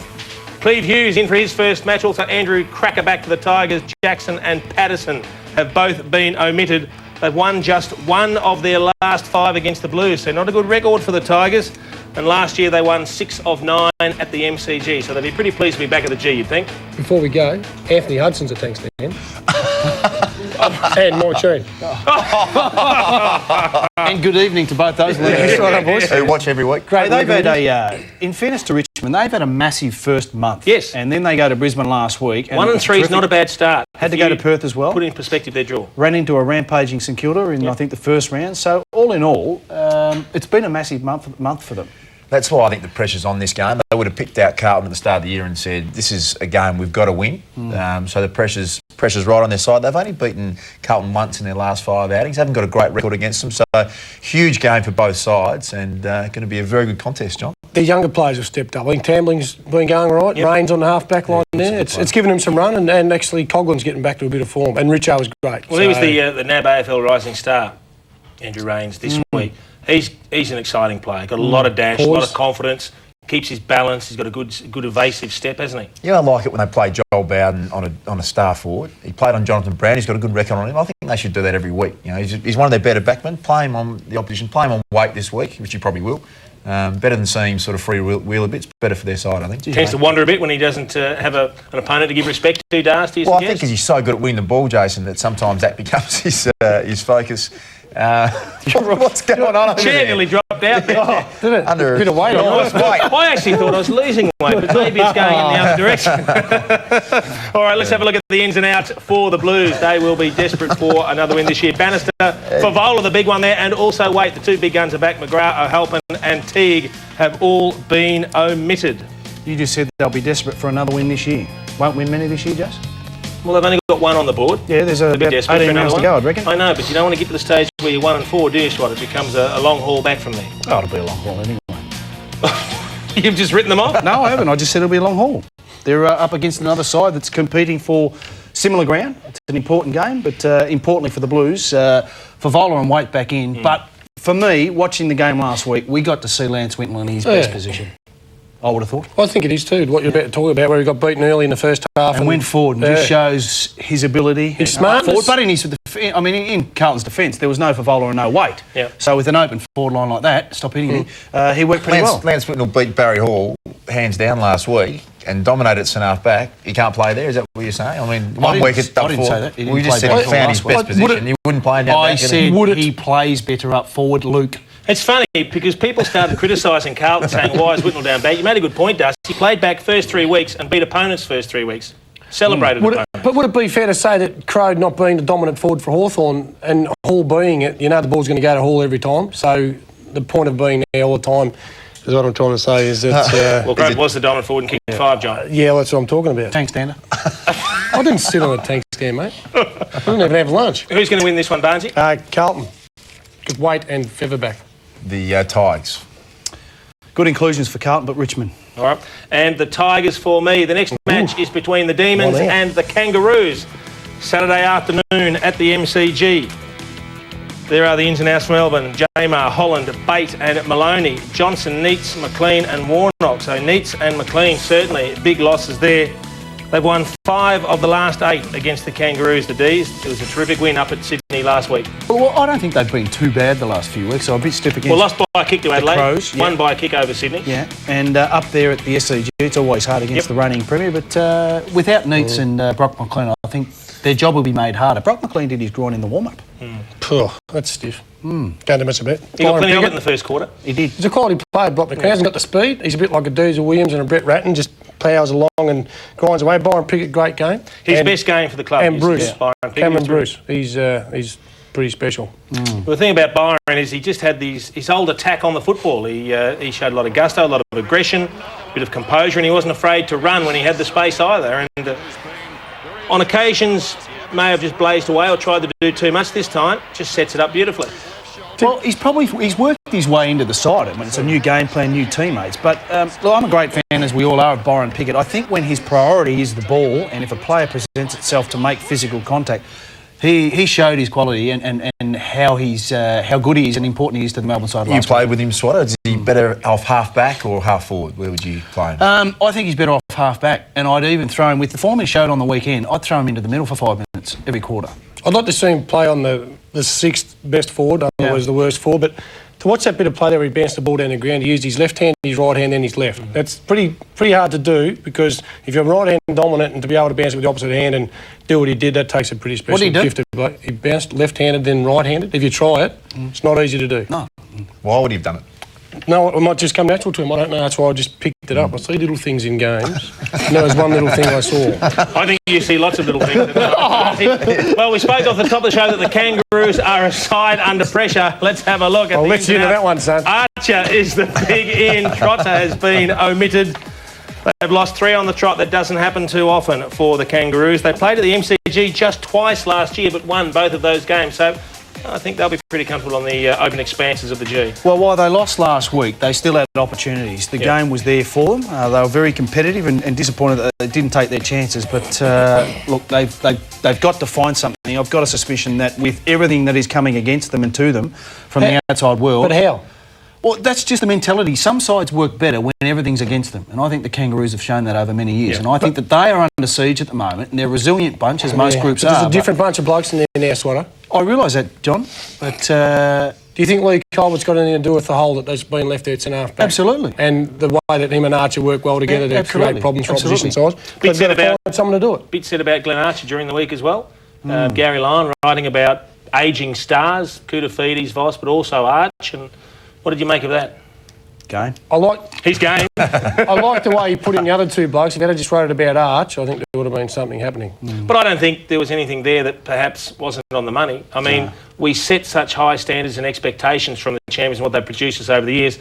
It's tough on them when they can't produce their best, but they can still make a valuable contribution. What would be great is to see Glenn Arch to have a couple of real stars in the back line so he can just float around, be the general, instruct these young blokes how to go about their footy and come out of the game instead of busting his butt like he does each week and just sit out the side and watch and you know, sort of spectate, not spectate in a way where it's watching, but just to be able to bring these young kids on. I don't think they've got anyone down there at the moment that he can nurture. Another important player, Das, you'd suggest is Corey Jones.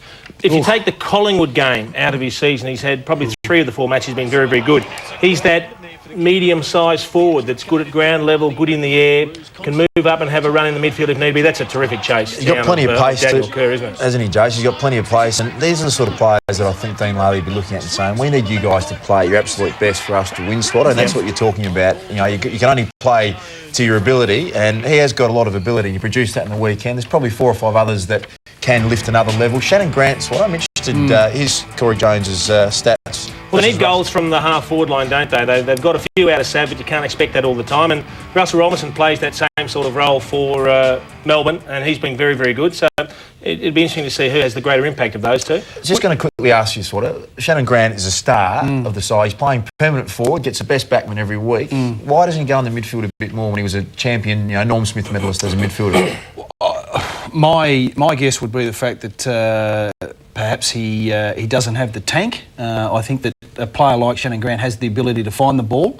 5 minutes to me wouldn't seem too much time, but obviously Dean's got his reasons for doing that. I think that the Kangaroos are a side like a number of other sides. They can't afford a drop-off. A 5% drop-off from a number of good players means a significant below-par performance for the Kangaroos. They've got to have those players playing consistently well. Just want to go back to Archer, Voss and Kudafiti's. We talk about these players. My attitude is that that's the heart and soul of those 3 respective sides. These players have a presence, and how you quantify that can be done in different ways, but these players make other players around them play better. No doubt. When these players do leave, it'll change the fabric of the football club. I believe that you're better off having these players 50, 60, 70% of their capacity teaching rather than having other players, younger players, at 100% because of how much they mean to the footy side. And they force pretty decent matchups as well from the other side, don't they? And they impacts on their planning. They scare you. Voss and Archer particularly. Animals. Ruthless. Non-tank standers. We're going to have to give this tank standing away. Give us a winner, please. I'm going for the Kangaroos for some reason. Das? Melbourne for me, Johnson. Now, Schwatter, we spoke off the top and you defended the Kangaroos and you said this is when they're at their most dangerous and you said they'll make a statement. Who are you tipping? They will, Melbourne. Can't believe you butted up with that. That is extraordinary. I am tipping the Kangaroos. I think it's do or die for them and they will bounce back with a big one. We've got Adelaide and the Western Bulldogs and also Sydney and Geelong coming your way after the break on Fox League Teams.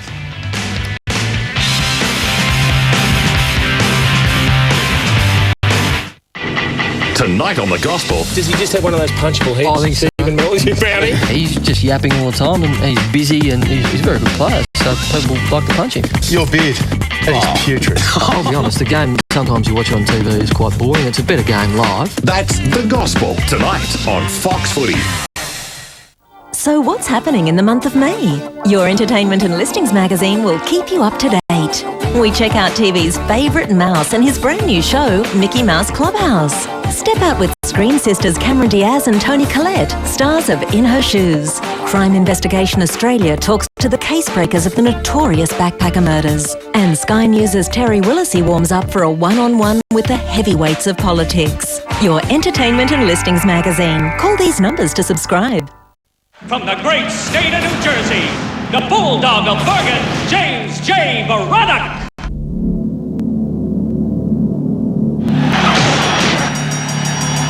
Whatever Braddock was going to do in boxing, I guess he's done it.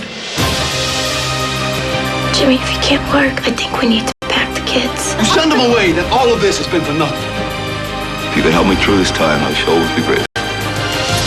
Get your fight. From director Ron Howard.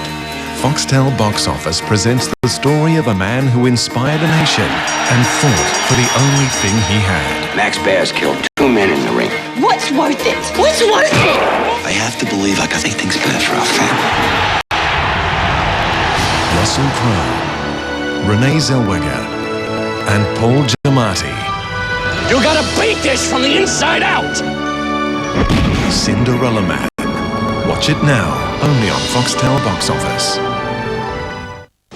Saturday, live and exclusive from noon. When the AFL's biggest names speak, they do it on Saturday Central. At 3 p.m, live from Amy Stadium, 2 of the competition's best slug it out as Adelaide hosts the Western Bulldogs. Then, Subiaco welcomes a couple of heavyweights as the West Coast Eagles clash with Brisbane, live at 7:30.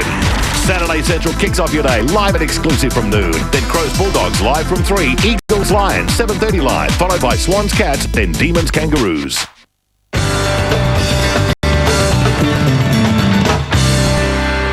Welcome back to Fox League teams. We are absolutely flying already tonight. We've learned about tank standers. Well, at least we've heard about tank standers. You know what they are. Still, I don't think anyone's quite sure what they are, but we might give Barnesy another chance to explain that to us a little bit later on. Let's move straight into the next match. The Crows, currently in 5th place, hosting the Bulldogs at Amy Stadium. Edwards, Matner and Vince come in. Perry, Burton and Skipworth. A couple of big outs there for the Crows. They've won 5 of the last 6 against the Bulldogs, but certainly a few key players missing from that lineup. Also, a question mark over Mark Risciuto. Hamstring, apparently? Hamstring at training, I believe, Barnesy. They're a very well-drilled side, this side, Swatter. They're almost like an army, how well-drilled they are. They just, if you talk about... Professor. Have you watched them at all, mate? Don't give them any fuel, though. Now, Das, we're happy to actually listen to you here because you have been acting as the forward scout for the Bulldogs, is that correct? Oh, I've been helping Chris Bond out. Okay, so tell us what's your summation of the Crows from the week you've spent looking at them? Great super side, professional. well-drilled. They are... Experienced unit. Not tempo football means, Swatter. Yeah, no, control They it really hold well. the footy better than anyone. They're very hard to get it off them once they get hold of the ball. Well disciplined. There's a couple of big outs. Burton's a big out. Perry's a big out. Well disciplined again and well rehearsed and well drilled. At what stage, Das, might you tell us something we don't know? Yeah. Like out there. You're talking like Shoes did 10 years ago. You know what we're talking. You're doing well with your arms. He's chewing your nails at the break. This is just a tasting. Do you expect Mark Risciuto to play? Well, not if he's done his hamstring. I wouldn't expect him to play. He's been named. Do you expect him to play? Not if he's done his hamstring. Tyson Edwards, do you expect him to play? Luke, I would hope not. You walked in earlier, prior to the show, and said he is definitely not what else playing. we're talking about. Cheshire Cat. I said, Will hope Matthew he's not Clark play? I think he's definitely playing. He's got a groin. named in the side. Mark Risciuto's named in the side. That's something They'll I'd play. The midfielders run particularly hard. Young player Chris Knights. Do you know much about Chris Knights? Tell us. Fantastic. He's a great young player, left footer. A lot of talent. We'll go over there having won 4, but this is a huge challenge. Adelaide is a huge challenge, so this will be a great game to watch. One player you'll have to keep an eye on is Graham Johncock. He is giving tremendous run out of defence for the Crows, and he's nearly unbeatable one-on-one, but as soon as the ball hits the deck, he is off. Almost played defensive forward on Johncock. Yeah. This week, They've got that evasive sidestep and the clean skills and right option and the vision and the run and... So if you'd almost play a defensive forward on him, who I know you won't give us the name, but a couple of candidates, Luke? Well, I mean, he'd probably play Matthew Robbins, wouldn't he? Because Robbo defensive pressure, very good. Yeah, very good at it. But he sets up a lot of play, so you'll obviously be very mindful of Graham Johncock. Is he the Chris Johnson of Brisbane for Adelaide? The way he runs the ball, not so much aggressively. But done what Paul Roos made a career out of, just sitting there and no one picking him up and being a defender. Don't know how they get away with those players. Good observation. Well, this team was declared about an hour and a half ago in the green room by their skipper, the Western Bulldogs. Hargrave comes back in. Power has been omitted. Problem for the Bulldogs is they haven't won their first 5 in a season since 1946. So that's 60 years, Das, and they've lost their last 7 at Amy Stadium. You were 2 years old. And Das said it. Just amused yourself, John, did you? Yeah, I did.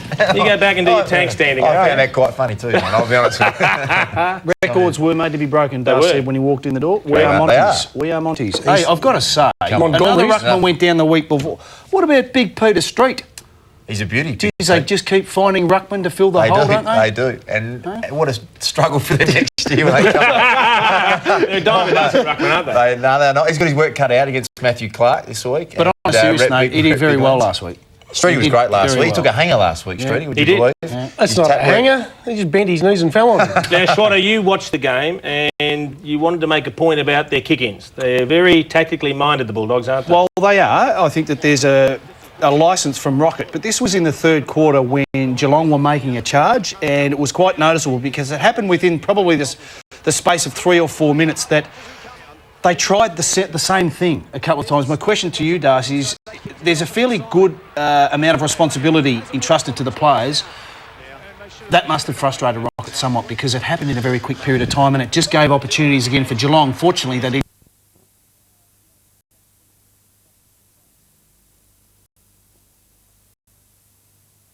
Milburn, Johnson. Tries to funnel it out. Cooney, Eagleton. Oh, Johnson got a high tackle. Doesn't matter. Robbins, may matter in fact, because the high kick from Robbins through for a behind. Here's the contest from the other end of the ground. Yeah, I reckon it's a correct call. Yep. He pinned his arms to him. Hunted fullback for the Cats. He was able to pinpoint the pass to Chapman. Now, good hard running there by Mooney. Chapman kicks good. No, taken by that man Mooney. Over the top, Raleigh. Good running from halfback from James Raleigh. Inside attacking 50. Can he get to a target? Riccardi couldn't hold on. Now Corey close to the line.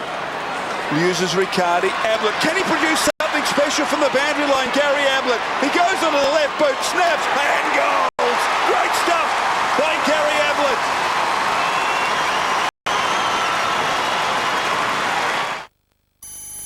4,400 people abducted. 4,400 were returned. All of them have changed. You're not going to like what's in there. Australia's Jacqueline McKenzie in the most anticipated new series. This is giving me chills. The only thing stranger than where they've